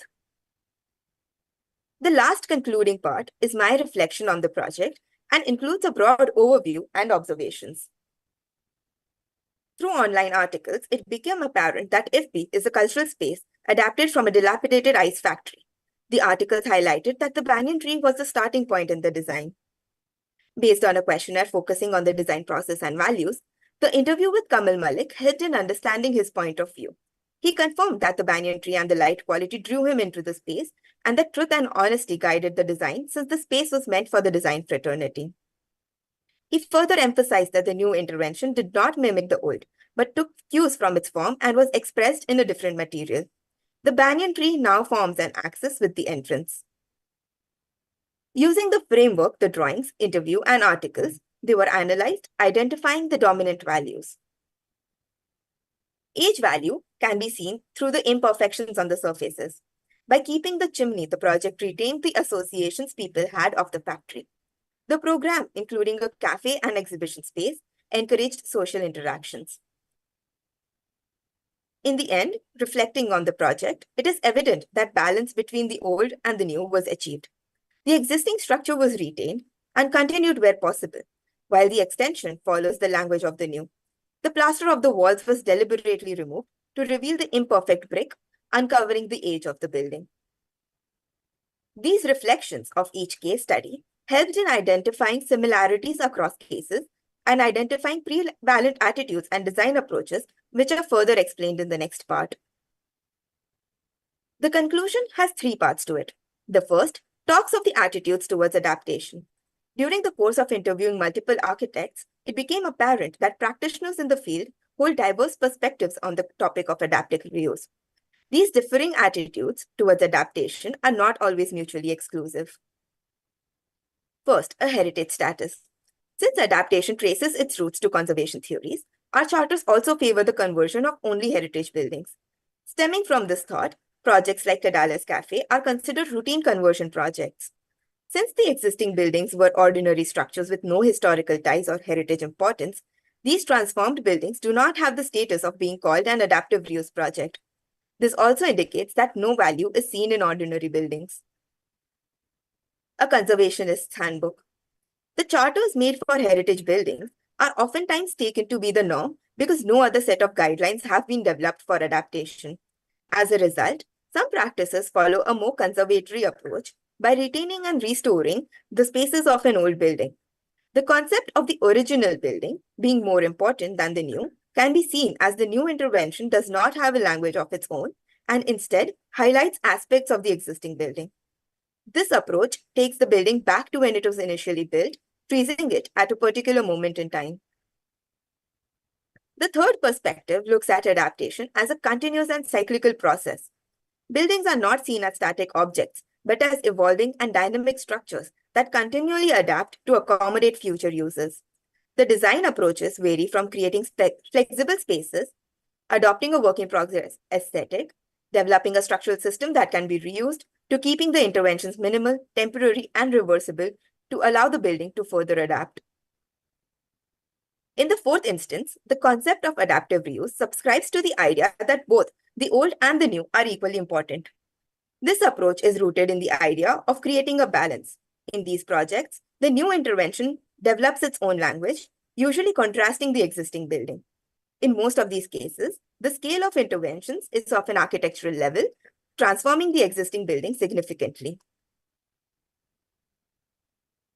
In the radical approach, the language of the new overpowers that of the existing building, as the old structure and spaces are regarded as raw materials with no qualities being valued. Bold interventions create significant modifications, resulting in a new architecture. In most cases, wherein the existing building is only used as a material resource, a new identity has been intentionally or inadvertently created. These various attitudes are often reflected in the design approaches employed in an adaptation project. The second part of the conclusion discusses the similar design approaches adopted by multiple cases, like using metal and creating a contrast. There is an overlap in cases where metal is specifically used to create a contrast. Though the rationale is multifaceted, a pattern of using steel in the new intervention is seen in multiple projects. Steel is used for its structural properties, flexibility, fast assembly, its modern associations, economic benefits, and standard construction techniques. In projects that intend to create a balance between the old and the new, The favored approach is to highlight aspects of both by creating a contrast. The contrast may be architecturally expressed either through form, material, or both. The design approaches, in turn, are informed by underlying values that guide the decisions in the design process. The last part of the conclusion talks about the prevalent values assigned by architects in the adaptation process. It also points out certain deviations in the framework of values developed earlier. The prioritized values of each case study are depicted in the matrix. The yellow marks the values assigned to the old, the pink shows the values assigned to both, and the old and the new, and the blue marks the values assigned to the new. Despite being ordinary adaptation projects, it is interesting to note that all cases indicate a preference for architectural and aesthetic value. Of these 30 cases, a clear majority cannot be determined, as similar numbers of projects depict a preference for either the old, new, or both. A prevalence of social value being assigned to the new intervention can be seen, indicating that our existing buildings need more social spaces. Another observation is that almost all the projects that value the architecture of the existing building also value the immaterial aspects of the spaces. A pattern was observed that the program consisted of a retail store in most cases where the use value and newness value overlap. In multiple projects, a conflict between the age and newness value can be seen. Some parts of the existing building would show imperfections on the surfaces, while other parts of the same building would be redone to give it a finished look. This paradox is evident between the interior and exterior spaces. In some cases, the certain aspects of the design did not align with the strict definitions of the values in the framework. These repeating deviations indicate the need to revise the framework. The first deviation is observed in the newness value. Newness value had been defined as completing the building in the style of the original to make it look new. This was defined with respect to monuments and their restoration.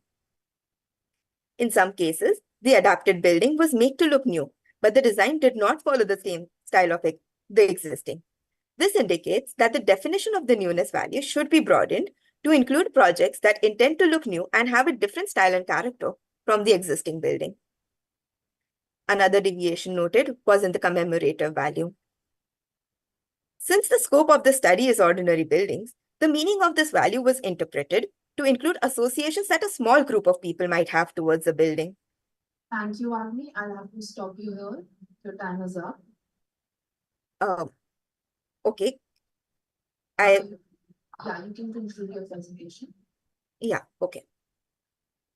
So, since the definitions of values were borrowed from conservation theories, some definitions must be modified and new values must be added. Additionally, exploring the relationship between values and approaches could yield valuable insights. In conclusion, our cities are constantly transforming, and our buildings can no longer afford to be static objects.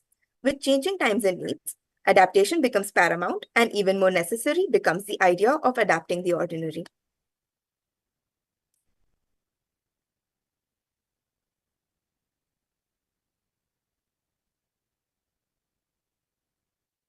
Thank you, Wagmi. Our next presenter is Ayman Syed from General School of Art and Architecture.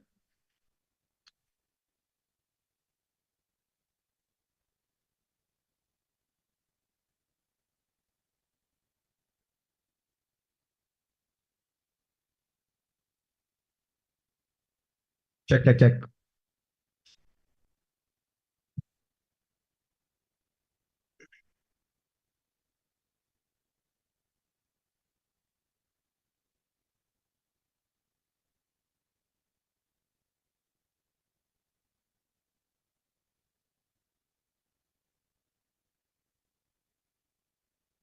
Online call. Okay. My name is Ayman Syed. I'm a third year architecture student at Jindal School of Art and Architecture. So I'm just going to begin. I wrote this paper titled Locating Goa in the Making of New India as part of my course Housing last semester. Through this, I aim to explore the direction of Goa's development within the framework of the New India narrative. The idea of this topic emerged when we got introduced to Vanessa Watson and Asher Gertner, whose writing on urban planning broadly highlights the disconnect between current urban development approaches and the real issues faced by urban populations. They broadly argue that current development practices in India are shaped through an aspirational vision for the future, a vision borrowed from ideas of the global north and urban modernism. As a resident of Goa, I wanted to examine these claims through the lens of my own local context, drawing connections between Goa's development trajectory and its alignment with the broader vision for India.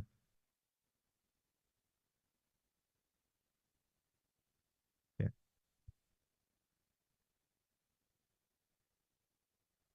Okay. This is okay. Yeah. The neoliberal economic reforms set in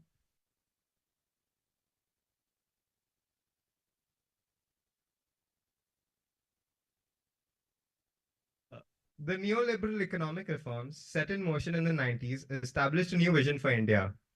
This vision aims to represent a common ambition of progress and development shared by the urban and rural landscapes alike.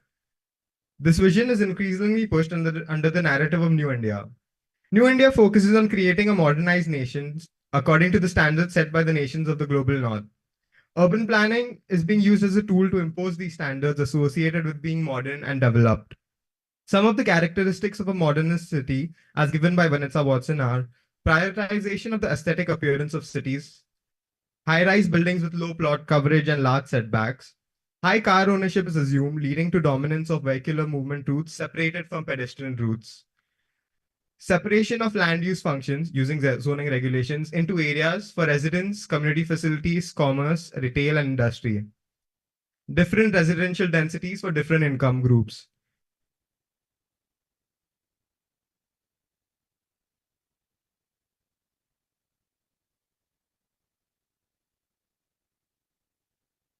It's going to be this slide. Uh, these characteristics can be connected to India's current development trends, benefiting a specific category, keeping the majority actually out of it. In recent years, Goa has been undergoing a similar transition of development, wherein the government aspires to shape an idealized image of Goa.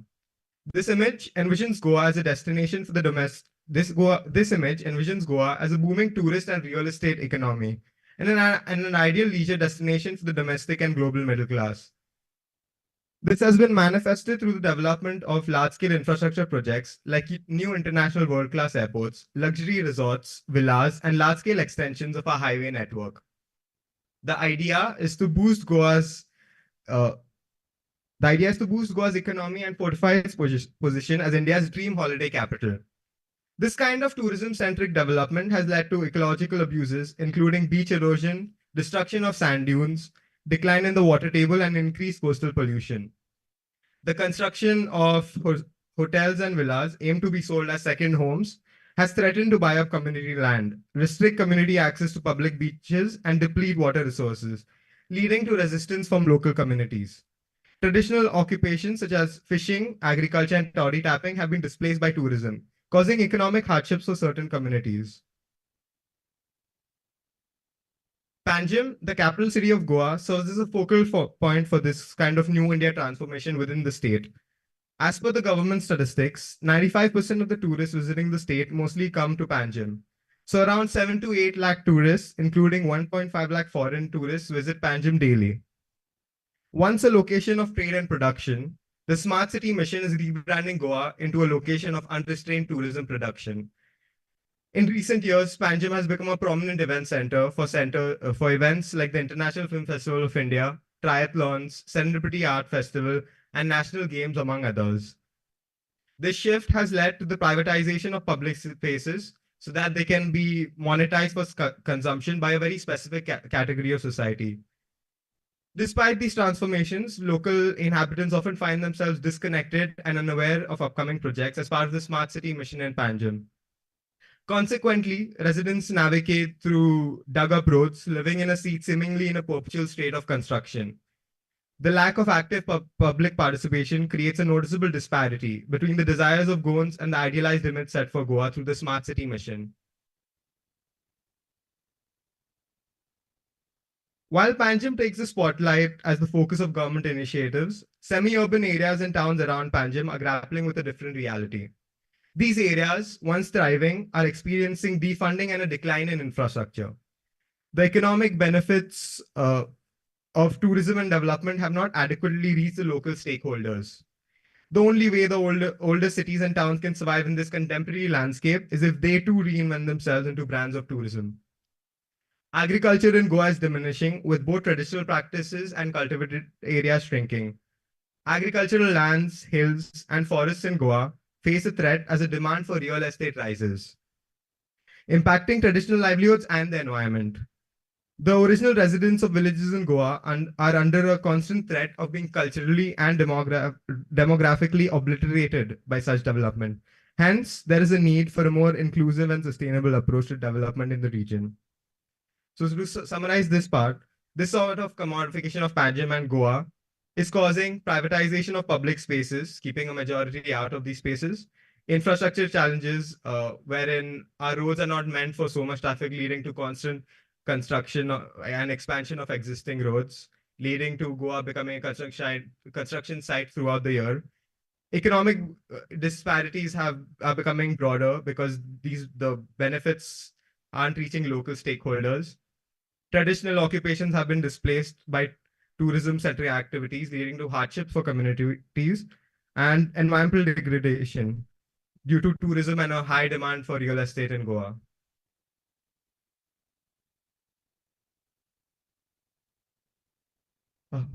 Due to the negative consequences of such development, it often faces resistance from locals and community bodies. Since the sentiment of Goans towards this form of development becomes evident through the active protest against land grabs seen through social movements and citizen groups. This resistance is driven by concerns over the loss of land, displacement of communities, and environmental degradation caused by centralized development projects. Apologies for not citing this image, but this is villagers of Santa Cruz protesting against the inclusion in the PDA, which is the Planning and Development Authority that broadly deals with the development of Panjim. So they argued that they didn't want to be included in this plan and that the local planning bodies are enough for their development.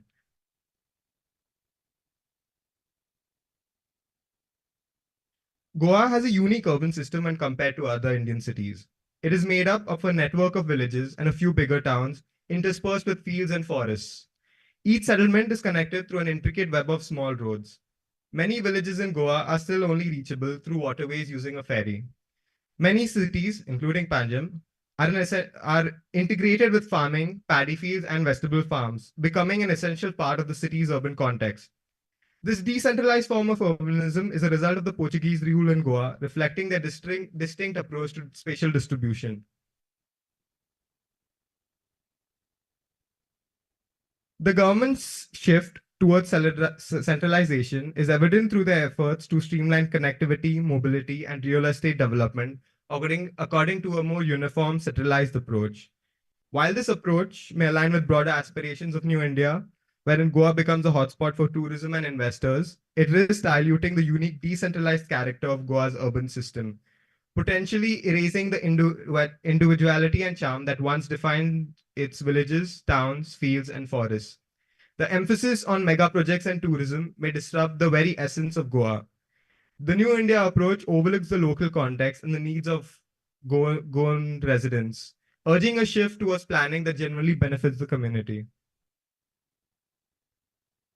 So, to conclude, through this paper, I aim to highlight the consequences of Goa's transformation under the New India vision, emphasizing the ecological, cultural, and economic challenges faced by the region and its people. The government's pursuit to achieve an idealized image for Goa poses constant threats to the environment and identity of the region. The impacts observed and the resistance encountered reveal a gap between government aspirations and the genuine needs of Goans. Although providing a solution or alternative is not the scope of this paper, I believe there is an urgent need to take up an alternative planning approach. Instead of trying to fit an idealized image through a uniform development model, planning must respond to the needs of Goa's local and urban context. It should be aimed at integrating rural and urban communities, creating a balance between high-quality living conditions and a successful economy, and a sustainable resource use and waste generation. This can be achieved by empowering the communities in the development goals and making them part of the planning process. granting greater autonomy to local bodies, and prioritizing the needs of residents in planning initiatives. That's about it. Thank you.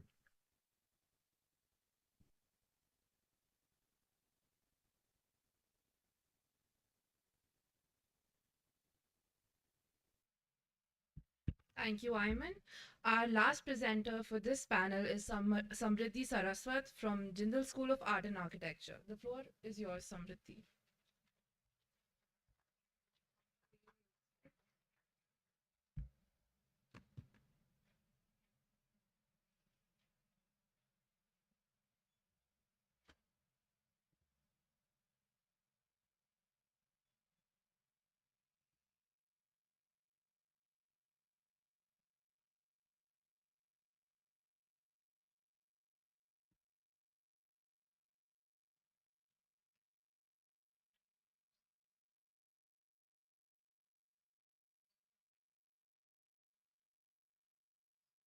Good afternoon, everyone. Am I audible? Yeah, so good afternoon, everyone. I am Samriddhi Sarsa, third year architecture student in JSA. Today, I will walk you through this presentation in which we will explore how theoretical frameworks can be translated into useful strategies to address the challenges faced due to rapid urbanization.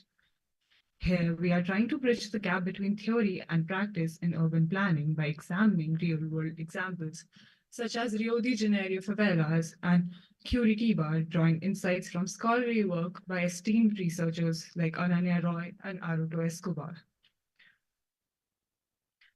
As our cities continue to grow at an extraordinary rate, urbanization has become one of the defining features of 21st century. More than half of the world's population now lives in the urban areas, with projections indicating that the number will rise to 5 billion by the year 2030. The major critical issue faced by this are the social inadequacies and housing problems, which particularly affects the marginalized communities, which find themselves stuck between the formal planning process and government structure. The rise of informal settlements complicates the process even more by emphasizing the need for more inclusive and innovative approaches. Roy's research challenges the idea that informal living is a sign of poverty. She emphasizes on how urbanization at such a rapid rate has led to creation of illegal settlements and how marginalized communities actively engage in the process and assert their rights and demand inclusion in the planning process. The favelas are a stark manifestation of these complexities outlined by Roy. The informal settlements which emerged due to the city's rapid urbanization are home to around 70,000 people each, bearing the lasting imprint of government actions and policies over the year. Due to the neglect and a lack of investments in vital infrastructures and social services over the years, these favelas have been marginalized and excluded from the formal urban planning process. In the mid-20th century, spurred on by the real estate interests due to the prime locations of the favelas, the policymakers embarked on aggressive campaigns forcibly evicting residents from coveted inner city lands and eradicate the favelas, which only worsened the housing crisis, leaving the marginalized communities further alienated. It is rather easy to conclude that the government's inability to address the root causes of housing inadequacies has led to the rise of informal settlements, which have become the hubs of illicit activities such as international drug trade. Today, the neighborhoods known as favelas in Rio de Janeiro are still very crowded. People don't have good living conditions. There isn't enough space, and important things such as sewage systems are missing, which makes life difficult for residents, especially during health crises like COVID-19. Because there are so many people living in close quarters, it's a breeding ground for diseases. This is just one of the many instances showing how important it is to plan cities better for everyone. So Building upon the perspectives of Ananya Roy, let us now turn our attention to the insights provided by Aruto Escobar and their relevance to the innovative urban planning approaches seen in Curitiba. Escobar's work emphasizes on the importance of embracing alternatives to development that transcends Western-centric paradigms. He advocates that African, Asian, and Latin American nations have the agency and the capacity to define their own paths to development based on their unique cultural contexts and discourses. Escobar's idea resonates strongly in the case of Curitiba's approach to urban planning. By prioritizing efficiency, the city has implemented innovative, inclusive solutions to optimize resource allocation and infrastructure development, which fosters a sense of ownership and agency amongst its residents. Through stakeholder collaborations and empowerment initiatives, they ensure maximum engagement and participations of the residents in the decision-making process. Furthermore, Curitiba's sustainability initiatives reflect a forward-thinking approach to urban development that prioritizes environmental conservation and resilience. From its extensive public transportation networks to its abundance of green spaces, the city planning initiatives are guided by a long-term vision of environmental stewardship and ecological balance. By empowering communities to actively shape their urban environment, Curitiba demonstrates a commitment to democratic governance and social equity. These contrasting paradigms of the two cities highlight the impact of planning philosophies of shaping cities. Rio's model, while achieving some infrastructural development, has perpetuated social and environmental inequalities. Curitiba, on the other hand, prioritizes community empowerment, social equity, laying the groundwork for more just and sustainable urban future. This analysis aligns with the principles of Roy and Escobar, who advocates for alternatives, people-centric approaches for urban planning. As we explore the complexities of urbanization and housing, these contrasting cases offer valuable lessons. Cities can learn from both successive and shortcomings to create equitable, resilient, and sustainable urban futures. Continuing our exploration of policy implications and recommendations for inclusive urban planning, let us dig deeper into the importance of community empowerment and participation in shaping more equitable and sustainable urban futures. At the heart of inclusive urban planning lies a commitment to community-centered approaches that prioritize the active engagement and participation of residents in decision-making process. By involving communities in the planning process, policymakers can ensure that the policies and the initiatives reflect the diverse needs and the aspirations of residents, fostering a sense of ownership and accountability over the development of their neighborhoods. Equitable resources allocation is essential to addressing existing socioeconomic differences and promoting inclusive development. By directing resources and investments towards undeserved communities, policymakers can bridge the gap in accessing to essential services and amenities, fostering greater social cohesion and resilience. Furthermore, addressing informality is unmatched in creating inclusive urban environments. Policies that recognize and integrate informal settlements into formal planning frameworks can provide residents with secure tenure, basic services, and pathway to formalization, ensuring that no community is left behind in the pursuit of sustainable development. Central to these efforts is the empowerment of communities through capacity building initiatives. By investing in skill development and knowledge sharing programs, policymakers can strengthen the capabilities of community members to actively participate in planning processes, advocate for their interests, and contribute valuable local insights to inform decision-making process. So to conclude, finally, our examination of urban planning strategies in Rio de Janeiro and Cuba guided by the insights of Roy and Escobar, demonstrates the transformation of power of inclusive and people-centric approaches in city planning. As our cities continue to face the challenges of rapid urbanization, we must prioritize community empowerment, social equity, and environmental sustainability in the planning efforts. By closing the gap between the theory and the practice, we can build more resilient, equitable, and vibrant urban futures for all residents. Moving forward, it is critical that policymakers, urban planners, and communities collaborate to develop inclusive urban planning policies that prioritizes the need and aspirations of all residents, particularly those who have historically been marginalized and excluded from the planning process. Thank you, everyone.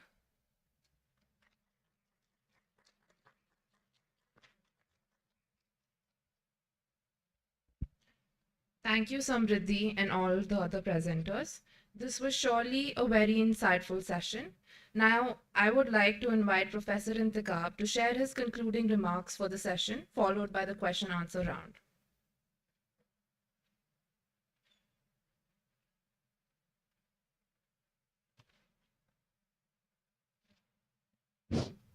Okay.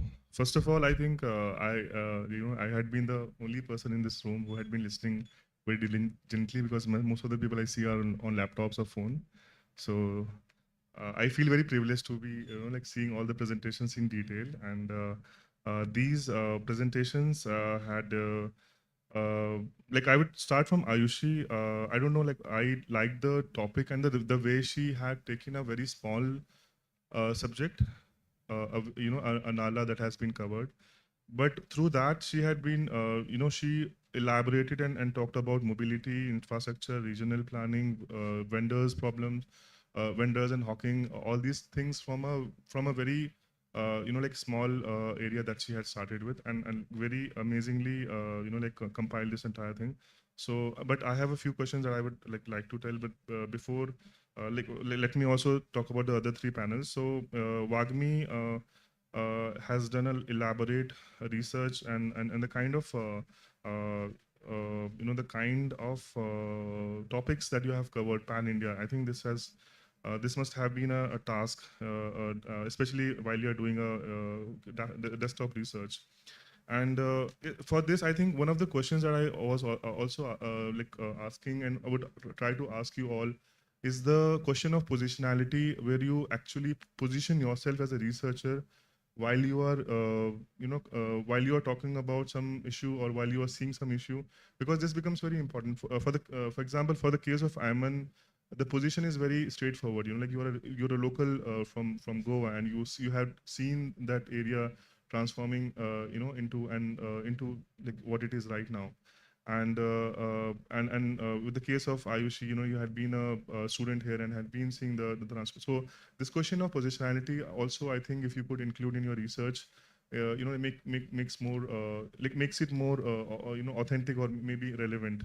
And lastly, I think to conclude with Samriddhi, the topic of informality and is covered very much in, and relating that with theory, I think it kind of concludes what we are trying to say. So one of the thing that Professor Anand yesterday mentioned was about the challenges, I think we are concluding from what we had started yesterday about the future, and like the challenges urban contexts have. And what I can take one thing from this panel is like most of the problem also lies in our cities, is that the cities are engineered and not designed. So we like our cities are kind of engineered, and they're not being seen from the design perspective. And as a design school, I think it becomes more it becomes our responsibility to see them, to change the perspective maybe, and to see that from that dimension. So so I would want to ask all these questions to you, but before that, if I can maybe have questions from the audience who can reflect onto this, and maybe we can discuss. Yes, Esther has something to ask.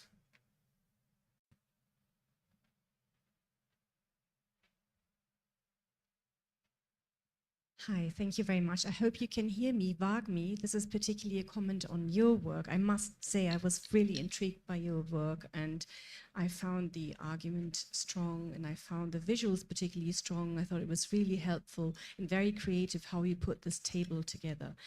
There are some critical points, some additions. One's, I think you should really include the culture heritage capital framework, which is something relatively new. English heritage has used it extensively. It's something that has been developed by the British government. It's really interesting in this respect. Then the thing that I wanted to say is, especially as students, it's very easy to fall into the trap of being influenced by, certain trends. And I think as students, especially someone, I come from Germany with the history of the Holocaust, I like to be extremely critical of kind of general opinions. And I think one thing that I observe in India is a lot, to rail against, elites and, only favor the underdog. And of course, there is poverty and so on. But what is happening in India is that we only have 3,600 listed monuments. That's nothing, as opposed to, let's say, 400,000 listed buildings in a tiny country such as England. As a result, important buildings are constantly being torn down. Many palaces are torn down. Hyderabad, so many important palaces have been torn down, such as the Divan Devdi, for example. In Patna, countless examples.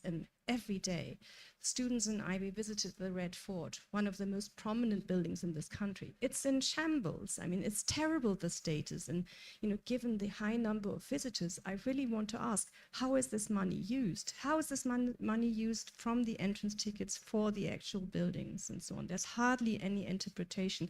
And these are, palaces. So I don't think it's necessary in India to say, oh, let's look at the ordinary buildings because, the elite buildings are being taken care of. They are not. It's not the reality. So number one.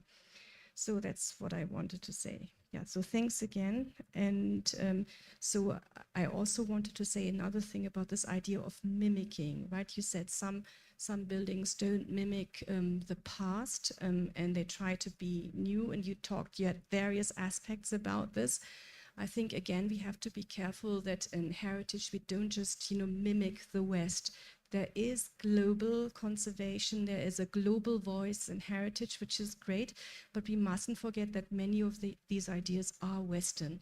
And I'm talking specifically about the Venice Charter, right? And the moment you build something new, it has to look different from the old. And I find this is actually not what is happening in India. And I think India is a great example of not following the Venice Charter. And, think of buildings like by Nimrana, where you continue building in that style, and it's not Walt Disney. It's actually really interesting what is happening here. So I think there can be greater sense of pride in having a unique voice and not mimicking the West. No, that's just something I wanted to say. Thank you.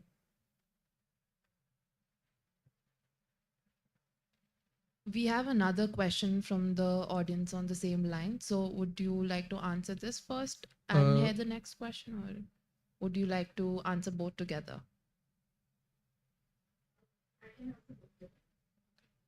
Yeah, hi. So my question is also very much in the line of Professor Schmidt. So you've made a comprehensive list to sort of unpack these contemporary adaptive reuse projects. But don't you think the scope of this inquiry is made much narrower since you're only formulating these categories only with conversation with the architect? What about, let's say, the residents who live there, or the context in question? Why not maybe rethink these categories along those lines? So I'll answer the first question first. So yes, I agree that India might not have a lot of heritage buildings listed, but my focus was ordinary buildings because somewhere or the other, at a national scale, if we want to bring about a change, we cannot only look at heritage buildings. We have to look at ordinary buildings and their adaptation, which is happening in practice but not in theory. So that is the first point that I would like to put, that looking and heritage buildings, on the other hand, there are a lot of conservation architects working on them there is a lot of research being carried out for conserving them, but not a lot of attention is being given to ordinary buildings. And these are not in a small number either. It's just that we don't see them in our academic literature. And the second question, so yes, I could have looked at the viewpoints of other stakeholders, but as mentioned in the scope and limitations, so since I was looking at a pool of 30 cases, I decided that because I was only focused on the design process to understand what values the architects, they thought were prioritized, it became important to look at their design process. So in that, when they look at context, I'm looking at it from their perspective, not from my own perspective. And even the views of the users and the other stakeholders, when the architect is adapting a building, they are going to, of course, address all of these stakeholders. So when I look at their design process, it is included in that.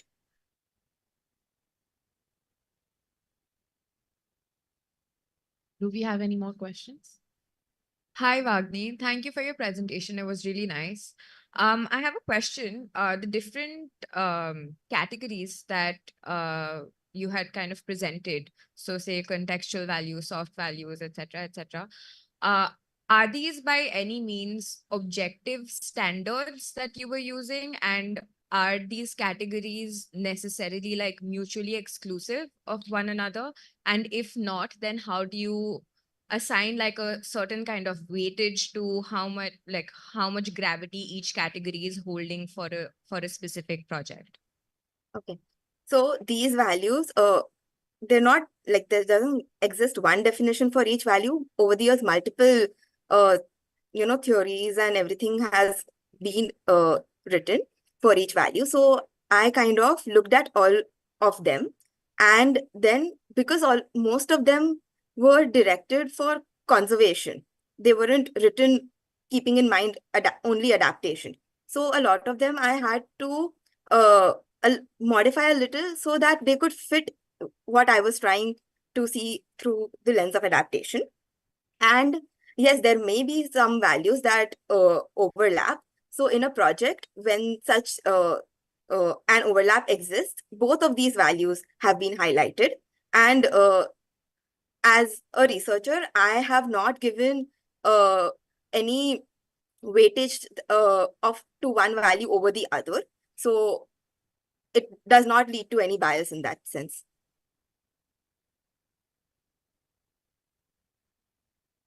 Thank you so much. Any questions for? Yeah, I have a few questions. Yeah. Thank you for the presentations, wonderful presentation. So I have a question each for Ayushi and Ayman and Samriti.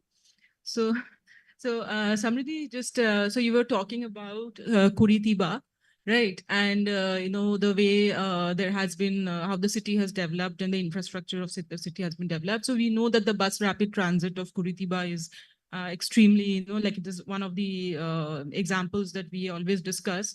But the Curitiba BRT actually induced very high real estate prices around the bus corridor and resulted in extreme case of gentrification, right? And the BRT was actually quite far from the low income neighborhoods, right? So, there was the intention of using a low cost transport system, choosing this instead of the metro. So, but it induced something else in the real estate and housing.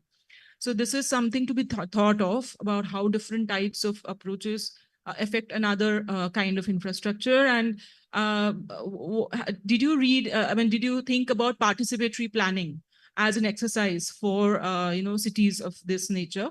So this is the one point of reflection. For Ayman, I wanted to also, you're talking about tourism and development, what can be a way of thinking about sustainable development vis-a-vis the kind of widespread tourism. But tourism and livelihood, they always come in conflict.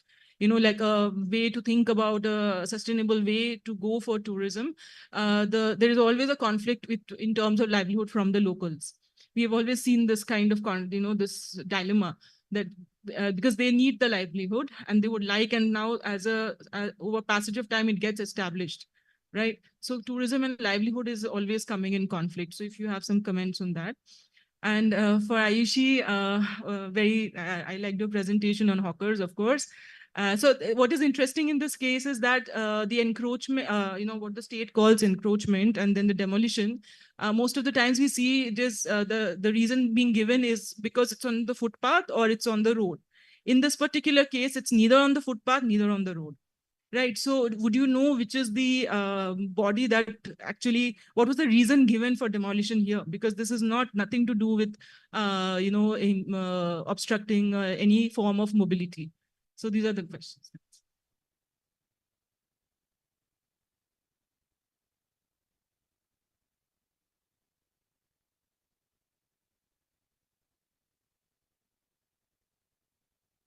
Hello. Yes. Thank you for your question. I agree with you. There's a constant negotiation between tourism and preserving the identity of the region when it comes up to that. So, although Goa's tourism is exploitive and destructive, our economy is dependent on it. So, I think we need to propose an alternative approach to this tourism and development, wherein rather than this top-down central idea, wherein one central body creates an idea of what Goa should be like, maybe it's the bottom-up approach wherein the communities are more involved in the development goals and how and what these how the planning initiatives shape Goa. So, Thank you, Professor, for the question and remark for the paper. So I actually was looking into it, but it was going too much into detail, so I couldn't present it in my paper. But I have looked into the topic you talked about, and so when I was looking at both the case studies, the one fact I was seeing was there are always points that are positive and there are always points that are negative. So my point this time around, my lookout for the case study was to see the positives into the city. So your idea of participatory participatory planning is one of the highlights in my paper, which I couldn't present today, but if you would like, I would. Yeah. Hello, Professor. Thank you for your question. So I'm not exactly sure of the current demolition because it took place only 2 weeks ago. But in the past, there have been demolitions in the same road, yellow box, ABCD, T3. And the reasons for that haven't been concrete or clear in terms of the built environment. It's been tax evasion, health inspections, unlicensed sale of alcohol. But all of it is obviously, if there have been such recurring forms of demolitions of the same places, you know that obviously it has to do with some form of nuisance that is being created, and there are some agents in this environment who are acting upon it, because why would you recurringly try to demolish the same place, and yet these places also come back again? So I'm not sure of the current situation, but what would be interesting for me to go and find out would also be were these vendors then rehabilitated and moved to an urban market as the Vendors Act states? So yeah. We'll take one last question from the audience. Hello. Yeah, I have two questions, one for Ayman, one for Ayushi. To Ayman, you pointed out the gap between the idea of the planner at the smart city level and the local sort of aims and ambitions. Do you think, and I mean, in my understanding of however these planning apparatus unfold, they're usually consultants on board. They do it through local contractors only. So do you think there's a lack of representation that exists from the local level to these planning authorities, like in terms of independent consultants or in terms of contractors? Or do you think there is representation, but there is some sort of corruption in place? So that. And to Ayushi, I think very interesting, the intricate intricate web of different sort of interrelations that you point out is very interesting. I'm wondering that now as a sort of future scope or the next step, in which direction would you take this inquiry? Like, what would be your method? Would you inquire more about the governance patterns, say the dynamics between the Nagarpalika and the PWD? Would you do more field work to unpack more narratives on ground? or would you further inquire into these private organizations that have so much power at play in these interactions?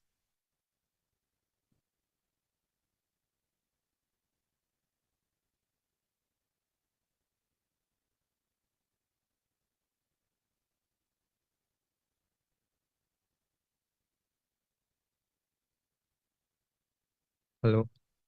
Yes. So this gap between the issues faced by locals while the issues that the planning initiatives are trying to tackle, there is a gap between that.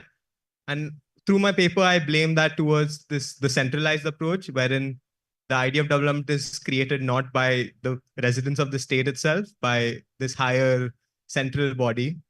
I'm blaming it on that. Um,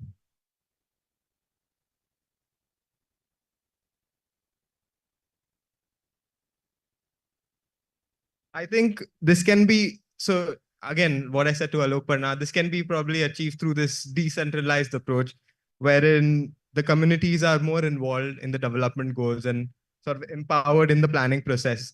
And granting also through one of my images, I show how this local body sort of fighting for greater autonomy in the decision making rather than having the central body. So there is a need for these local bodies for more power. They want to have more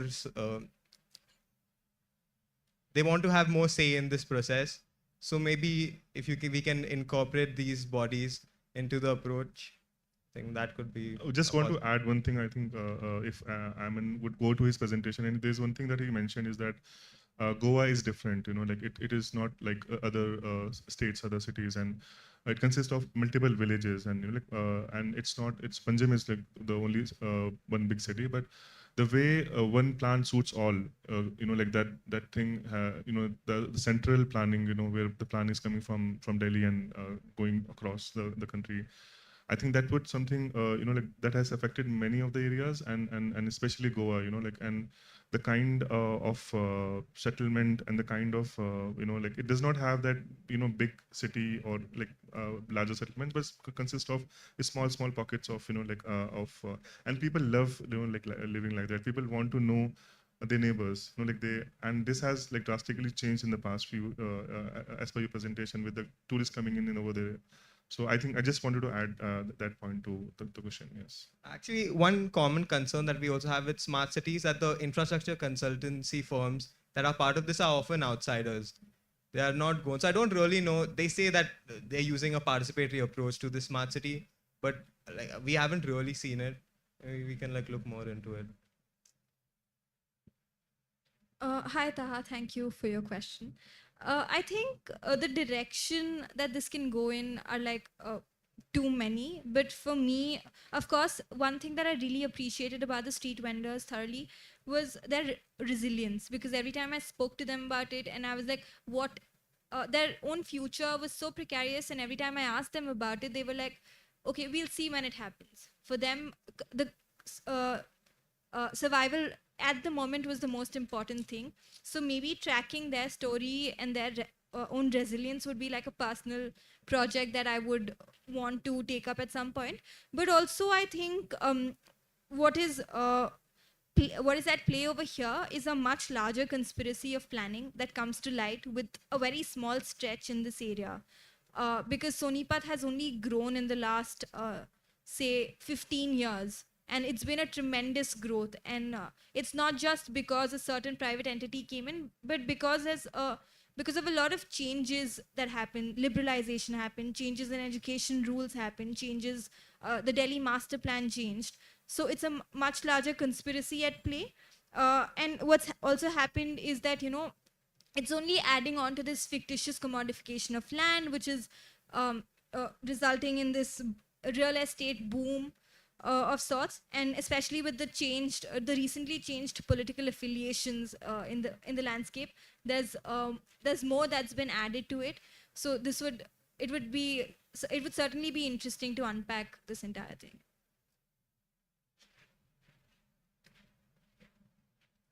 Okay, thank you so much. I think I had also questions, but it had been answered by like, the other questions. and I'm really like the topic urban future, like has been covered, like all the categories of informality, heritage, tourism, infrastructure has been covered by these.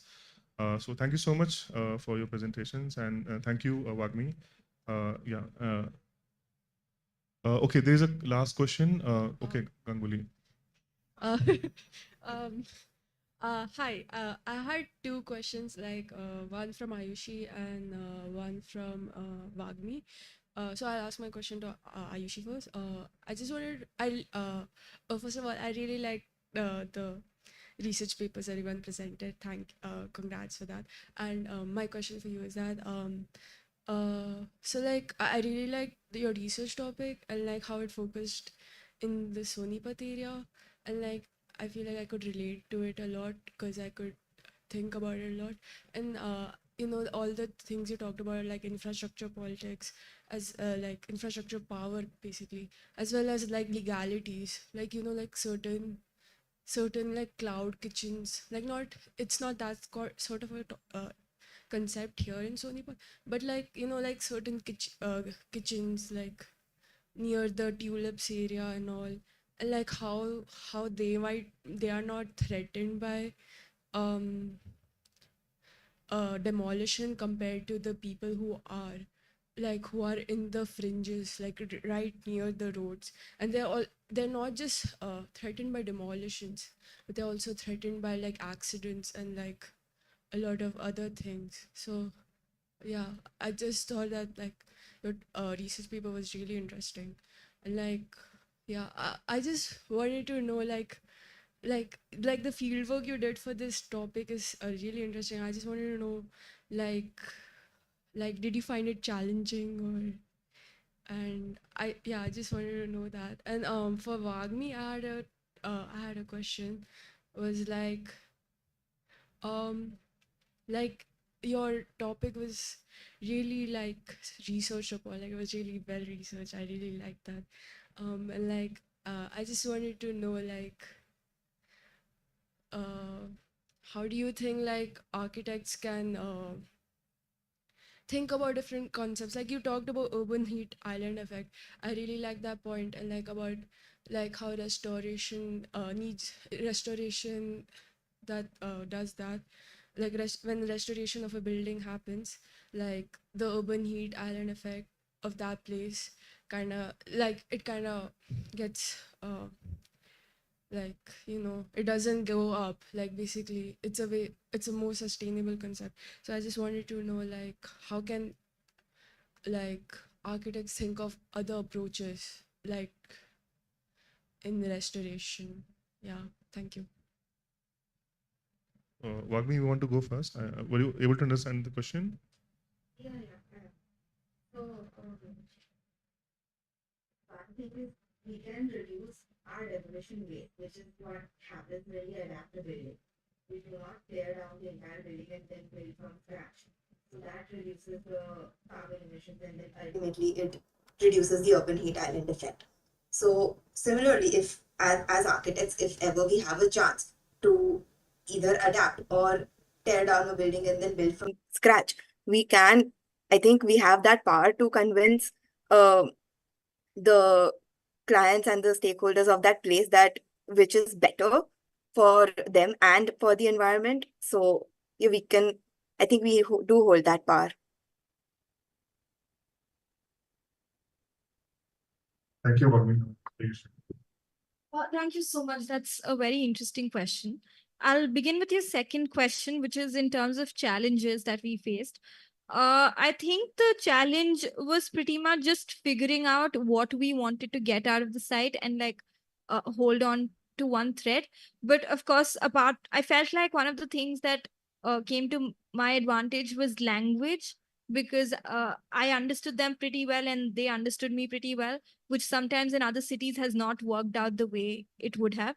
Another thing was just there were days where I didn't know what to ask them, and but the point was that I just aimlessly went to the site every day. Even though like there was some days were good and sometimes people would speak to you and some days are bad and people will not talk to you.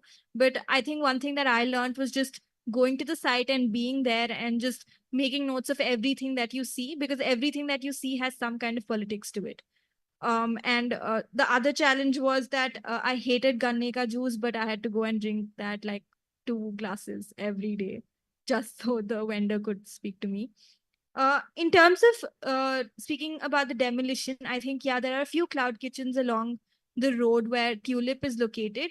But I think what also becomes very different in terms of this is that on the particular road where the street vendors are placed, the real estate values are very different and the politics are very different. And the road that is coming and the road, it's coming from Delhi and it leads directly to Chandigarh. So the traffic and the population moving is also very different. And the university, of course, is harnessing more power in that area than, say, the areas next to Tulip.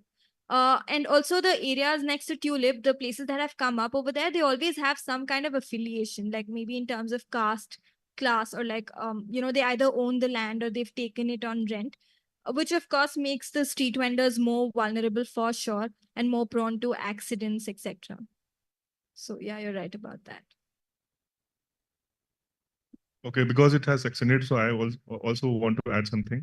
Sonipat had been like I had been living here for the past now 7 months, and it's a like I feel it's a very nice city. It's a there are many things which are I would like there are some parts of Ayushi would not agree with, because this is not the private college that came and Sonipat kind of was overwhelmed with that. Sonipat had been planned as a educational city. Unfortunately, I don't know if you know about it. Rajiv Gandhi Education Society was formulated in 1975, and then from then onwards, it was planned to be like what Gurgaon is, what Noida is, what Faridabad is.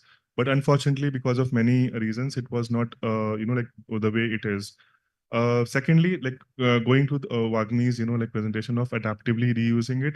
There are many infrastructure in the city which are there, which were planned to be there. I would suggest everyone to please go and visit Sonipat in detail. There is a lot of infrastructure which are lying. It was, if you see Sonipat from that angle, you will find that Sonipat had been designed in a way that it would become a prominent industrial city, but unfortunately it was not able to see that. But right now I can see there are many changes to it, because the infrastructure was there and they were building on it. They are kind of growing from there. From my own curiosity of knowing Sonipat, I came to know that this Tulip apartment was inaugurated by Ajay Jadeja and Manoj Bajpayee in like when it was being made, and it was like a like a building which was the Manhattan, like it was marketed as, like that only. And at that time, Ajay Jadeja asked, like, this tower, in the middle of a field, what will happen? Like who will come over here? And again, this question, like all these towers, all these buildings was going to come. So I think there are 2 pointers I would just want to add is that as architecture student, design student, please have more and more maps and images and site visits, more of your photos in your research. And secondly, to be local, as like as Ayushi mentioned, like the way she had been asking the vendors and the stakeholders over there to interact more with people. I think research happens when we interact, when we go and talk to people. So with that, I would want to conclude this session, and it had been a wonderful session. Thank you so much, everyone. Yeah.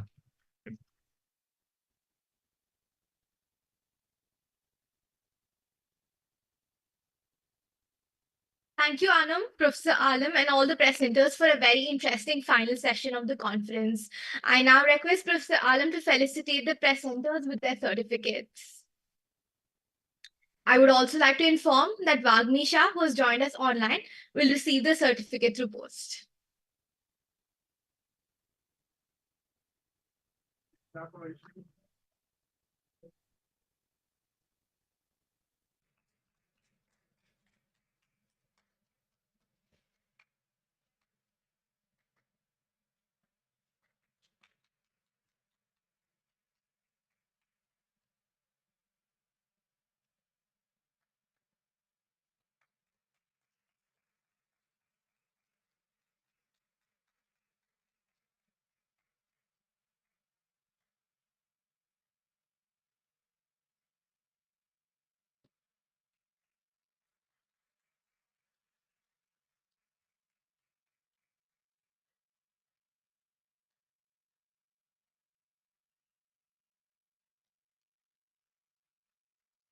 Thank you so much. With this, we conclude all the panels of the International Conference on the Built Environment ICB 2024. This has been an incredible journey so far, and we're grateful and thankful to all the presenters for sharing us their valuable research for an incredible set of panels as a part of the conference. We will now break for lunch and return at 2:30 p.m. for the film screening. We will also be in conversation with filmmaker Dhananjay Sinha and even taken some questions from all of you. Thank you and see you all soon.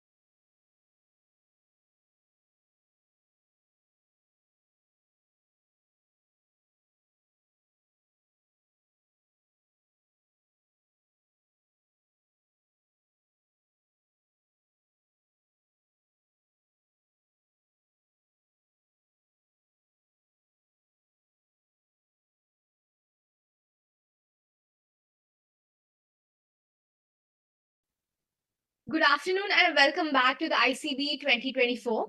We're extremely sorry for the delay, but without any further ado, we're about to begin with the most awaited film screening of A Sound Democracy, followed by a discussion with the director Dhananjay Sinha. I now call upon Bharat R., student third year JSA, to introduce the film and the filmmaker. Over to you, Bharat.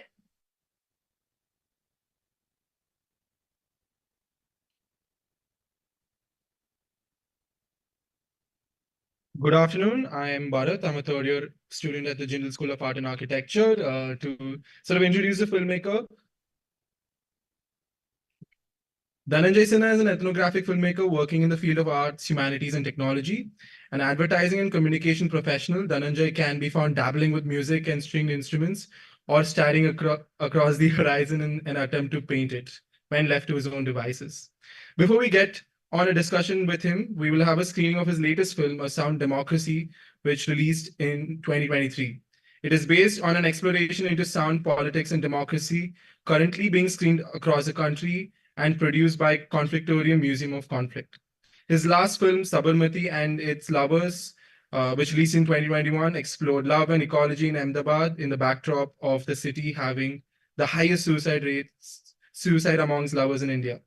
His film his film work began with explorations into the genesis or movement of global music subcultures within Indian South Asian context, reggaeology, music movement, and the rise of Indian reggae. It was India's first official film entry at the Kingston UNESCO World Music Heritage Celebrations. As someone who really values collective film viewing experiences, I look forward to the nature of discussions after we watch this movie.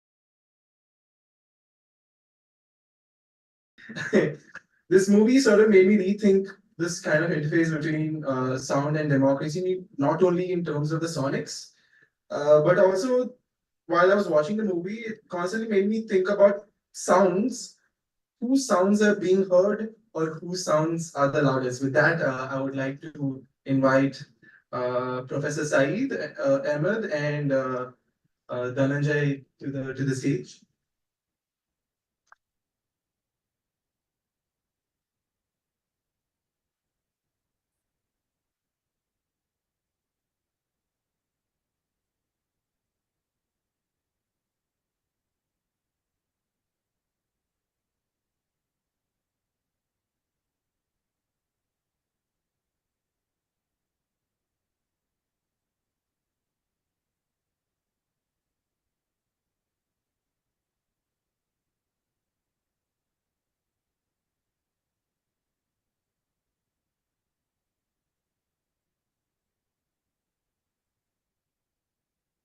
Yeah, so thanks a lot, Dhananjay, for that absolutely very powerful and also spectacularly made film.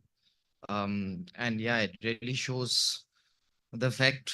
I mean, that one line that Daru Dalmia says about sound and the body and the way it makes you move, and that really stuck to me. But before we engage with sort of Bharat's very good point, I would like to open the floor for questions and then we can come back to a discussion. So, yeah.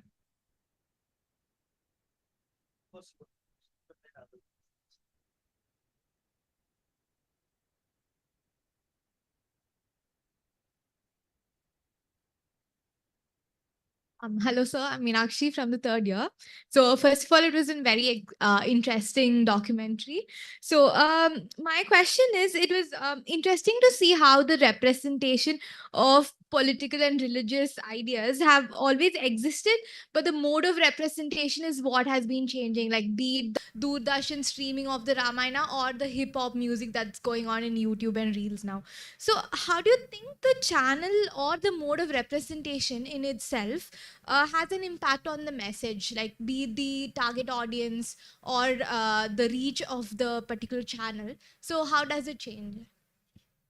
Yeah, so it's also the technology which changes a lot of things. So in today's world, there has never been a time where you can have such a huge sound system which is mobile, which can go through and which can. So I think the entire narrative, how you come from the narrative, the story, to the site of the violence, that technology has enabled that. So and even the form. So this is the new age form of bhajans, T series bhajans, which we used to have. This is how the new age is. Also, a lot also is affected by social media and how the trends flow and the reels flow, the short form of content which is being happening. So a lot of the reasons come together. So it's not about this; it's about the story behind the story. The story, what you see, is what mainstream does, but there's an actual story happening behind, which is what the film tried to. I would like to have a follow-up question on that. Thank you. So I want to ask, what are your views on the interrelationship between culture and religion? Like, if they should be seen as one thing or are they distinct? Culture and religion.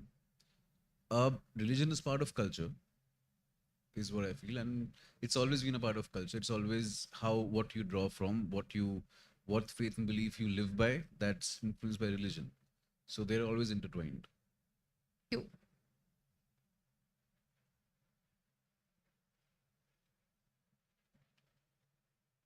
Are there other questions? Yeah.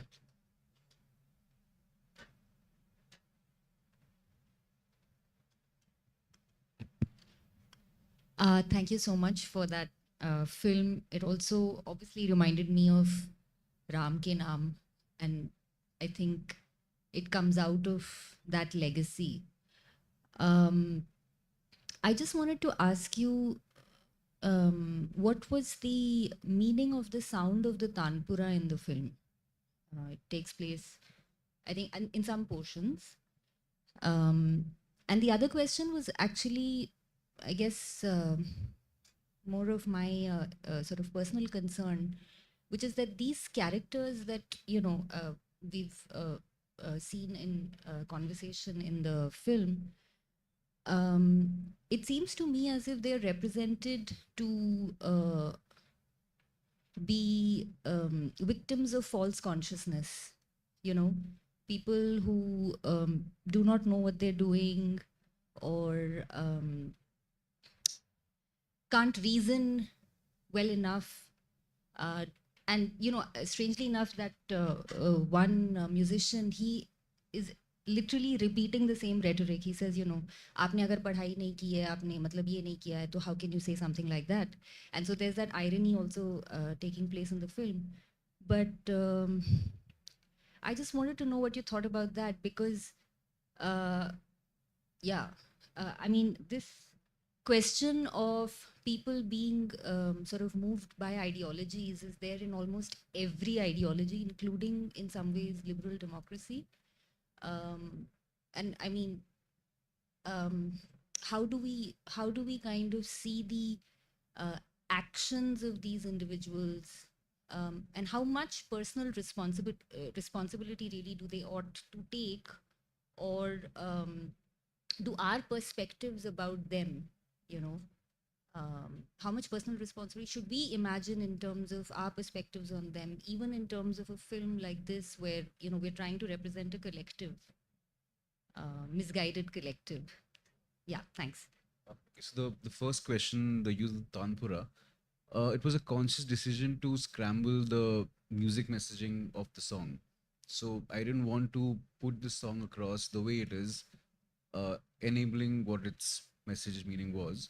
So the Tanpura was added to scramble with that sonic sphere. So I wanted to not let the message which the song is. And in other places, even visually, I have, so there's this shot where he's singing and the camera pans away from him to show the surroundings and goes back, just to take the audience away from what it's drawing into. So I don't want to add to that what the song does. So, which is why the soundscape has been chosen to scramble with that messaging. And about being the victim, so we filmed this over 3 days in Aurangabad. The first day we met him, and he himself brought this up, that he knows that his songs have led to violence. They played in that area, and he feels bad about it.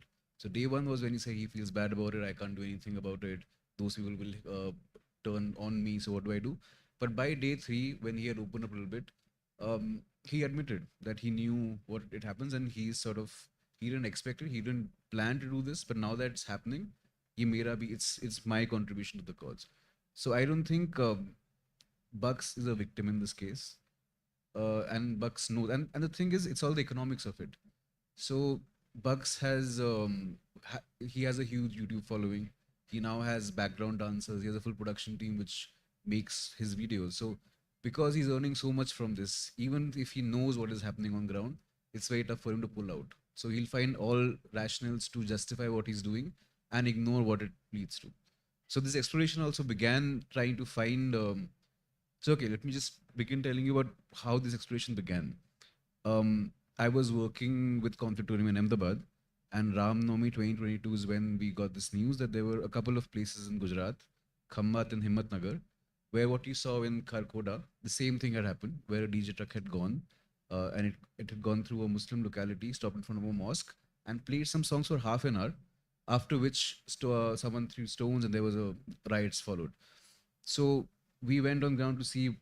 My curiosity was what were the songs which were being played, and also this particular thing happened across various cities in India at that time.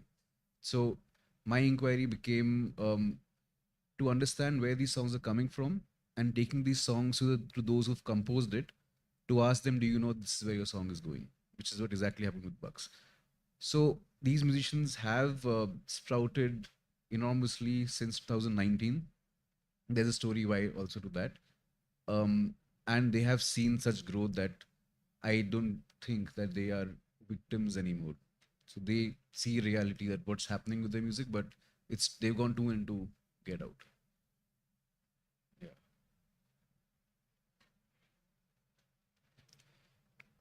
Any other questions? Maybe. Alapanna?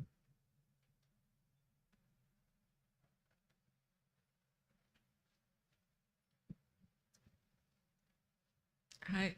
Yeah. So, I mean, more than a question, it's a comment, and also, I mean, if there is at some point when you are talking to this musician, if he shares anything about it, I just am curious that he is composing this music with which is very much dependent on technology and very loud music, but when he's recording it, he says that I want to be in a very peaceful place, and he's standing in that in that pond, whatever that lake is there, and it's extremely silent. And even while, I mean, in the movie, when we are seeing that, it's also sometimes difficult to hear what he's singing, because I mean, we can see there is no sound here, there's so much of silence, and then that music goes into a place where it is exaggerated, violent, and all of that. So this contradiction of the musician in terms of how he starts the music and where it finishes or where it ends. So was there ever any discussion on this with him? Yeah, that's a good observation. Um, so I think unless you are at the site of the violence, you won't really know how the felt experience is, and that's what happens with Bugs. He knows it's supposed he's designed for it to be played in such a gathering, but he sits in a peaceful place to make it. So he doesn't have the intention of being part of that mob. He wants to feed the mob. So that's a dissonance within him, as you pointed out. But yeah, that's an interesting point.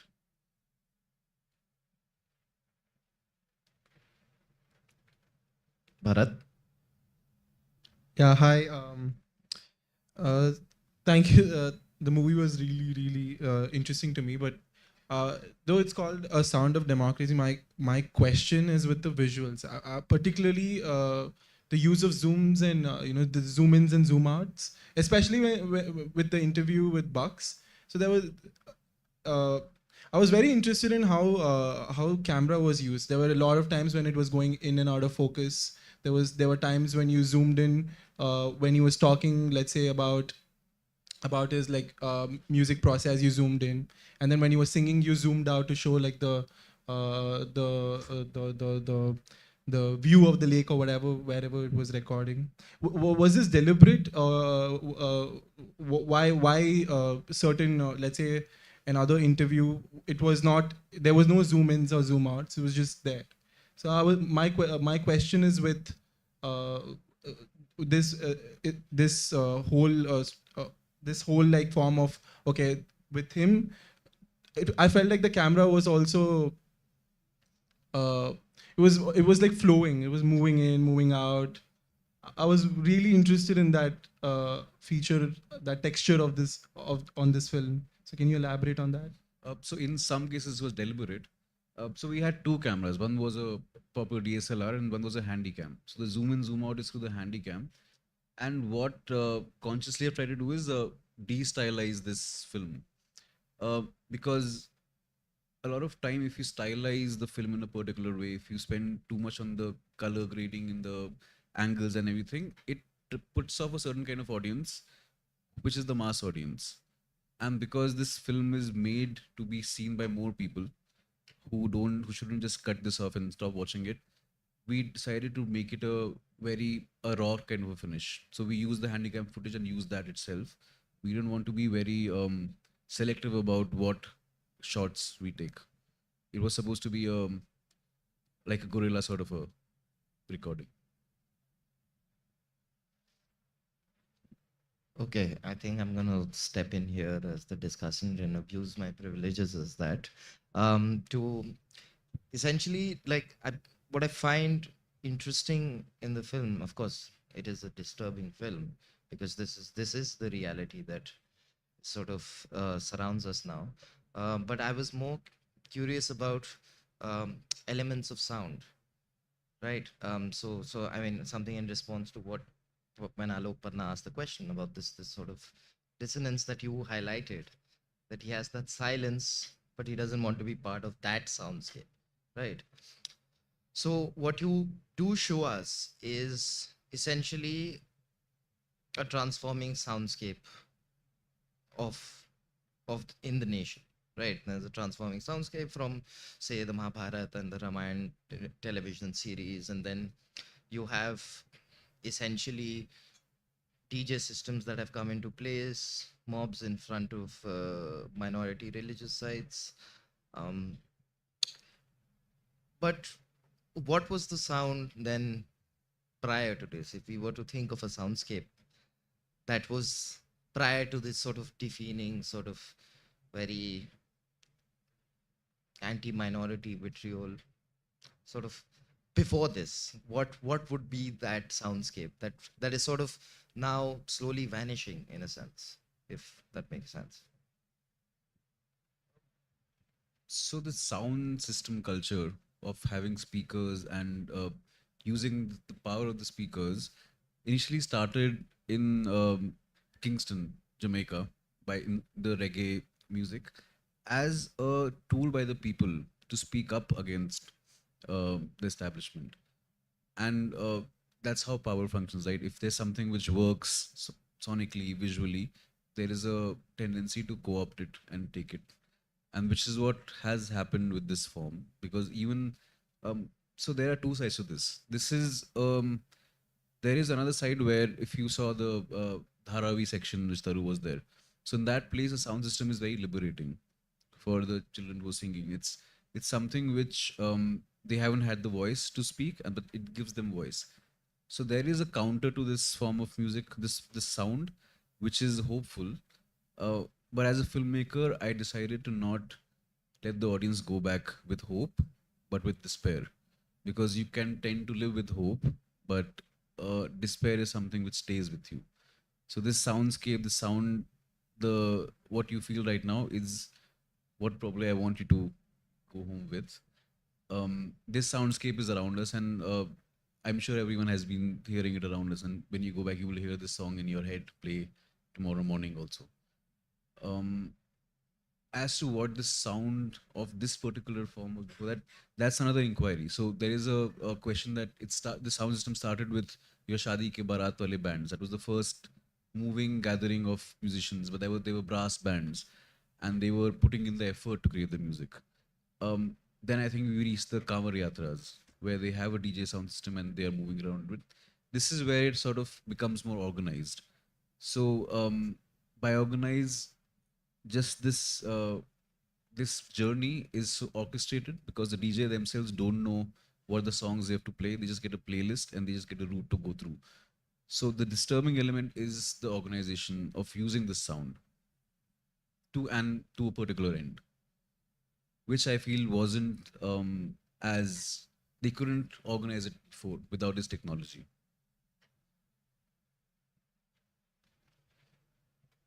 So just for the purposes of, I'll try and play the devil's advocate here a bit. So the the very practice of religious processions, bypassing certain neighborhoods or certain spaces, in terms of an abstract soundscape, have always been there historically. Also, the 1930s and the 1940s in India, and especially North India, it was always there, right? So I mean, then of course, yes, the technological transformations have come, um, and those were also extremely organized, and they were antagonistic as well. So how would we see then, if we are to You're right. remove? Yeah. So this is also it started in contrast with, say, the azans playing. So this was the sound war started with that. So yeah, this has always been there. It's just that we've come to a stage where technology has enabled this sort of a. I think Bharat mentioned this that it is the politics of sound. Who gets to play that sound and who can do this openly and who can't. So what sounds are allowed to be on the streets like that and what sounds aren't.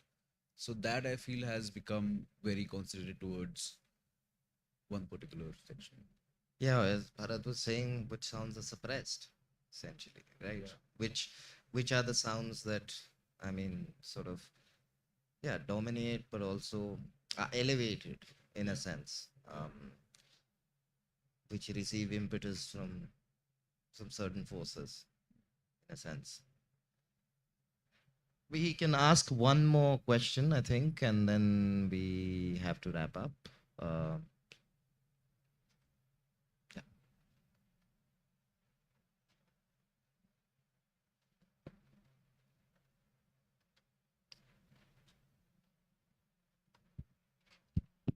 Yeah. Hi, I'm Tarun. I'm a final year student in JSA. Yeah, interesting film, and of course, I really like the subtitles and how they transition between colors and everything. Because I don't speak Hindi and I don't understand. My question is related to the the players of the instrument, the dole or whoever the band.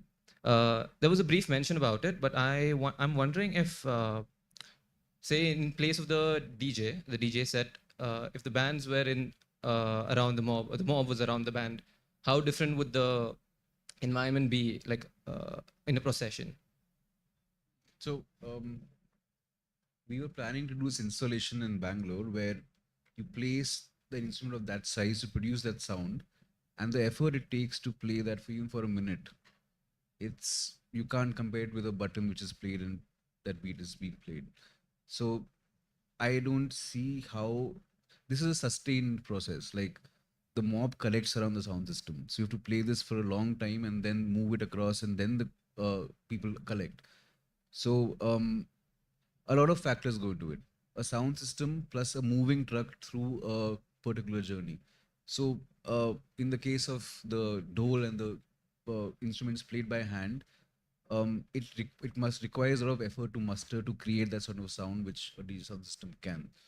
So there have been, say, loudspeakers, election rallies where people go and speak and insightful ways, but that still requires that effort. That requires a prolonged effort, and that has also led to skirmishes and riots. But again, this is just an evolution in the form with which you can plan and organize these things. Uh, inciting violence. So this is to have to do that manually with an instrument is takes a lot from you. Thank you. Okay. Unfortunately, we do have to wrap up because we have another event lined up, and right, if I'm correct, yeah. So, but thank you so much.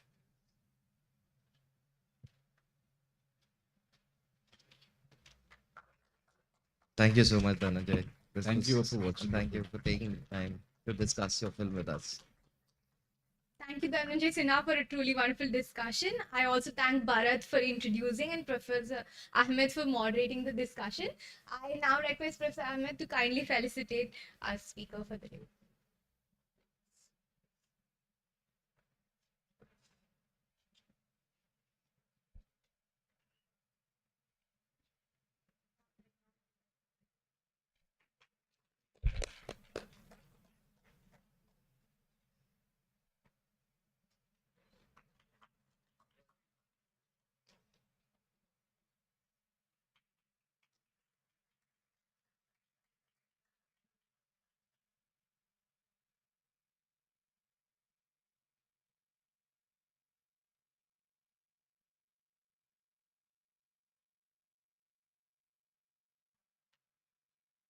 Thank you so much. Now, as we conclude ICB 2024, we thank our university advisors from OP Jindal Global University for their incredible support and encouragement for the conference. We thank our industry partners who have joined us over the past few days for their immense support.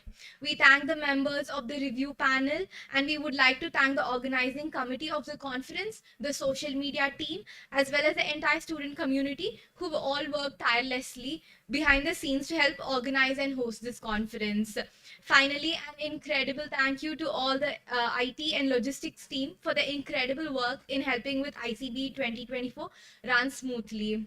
A reminder that all recordings of this conference will be uploaded in our JSA YouTube channel in case you wish to go back to them again. You can follow us on all our social media platforms, including Instagram and Twitter.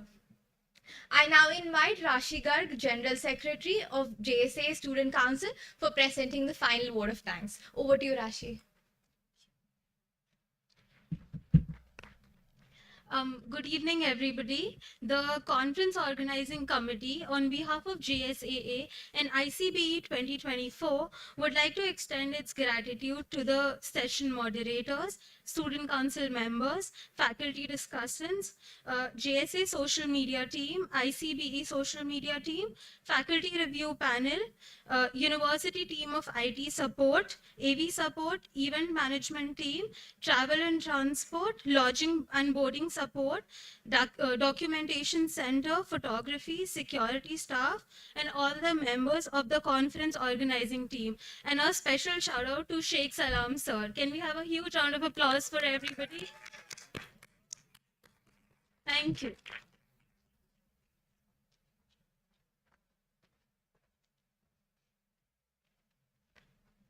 Thank you so much, Rashi, for your vote of thanks. And with that, we conclude the proceedings for the International Conference on the Built Environment, ICBE 2024.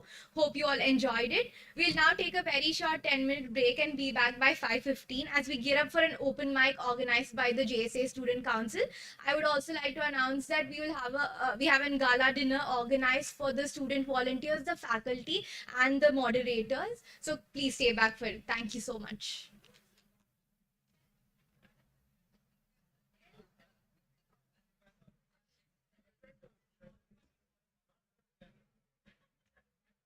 The presenters, student volunteers, moderators, and faculty. Yeah. Our students from JSA have put in a lot of effort for the open mic, so please be back in 10 more minutes. Thank you so much.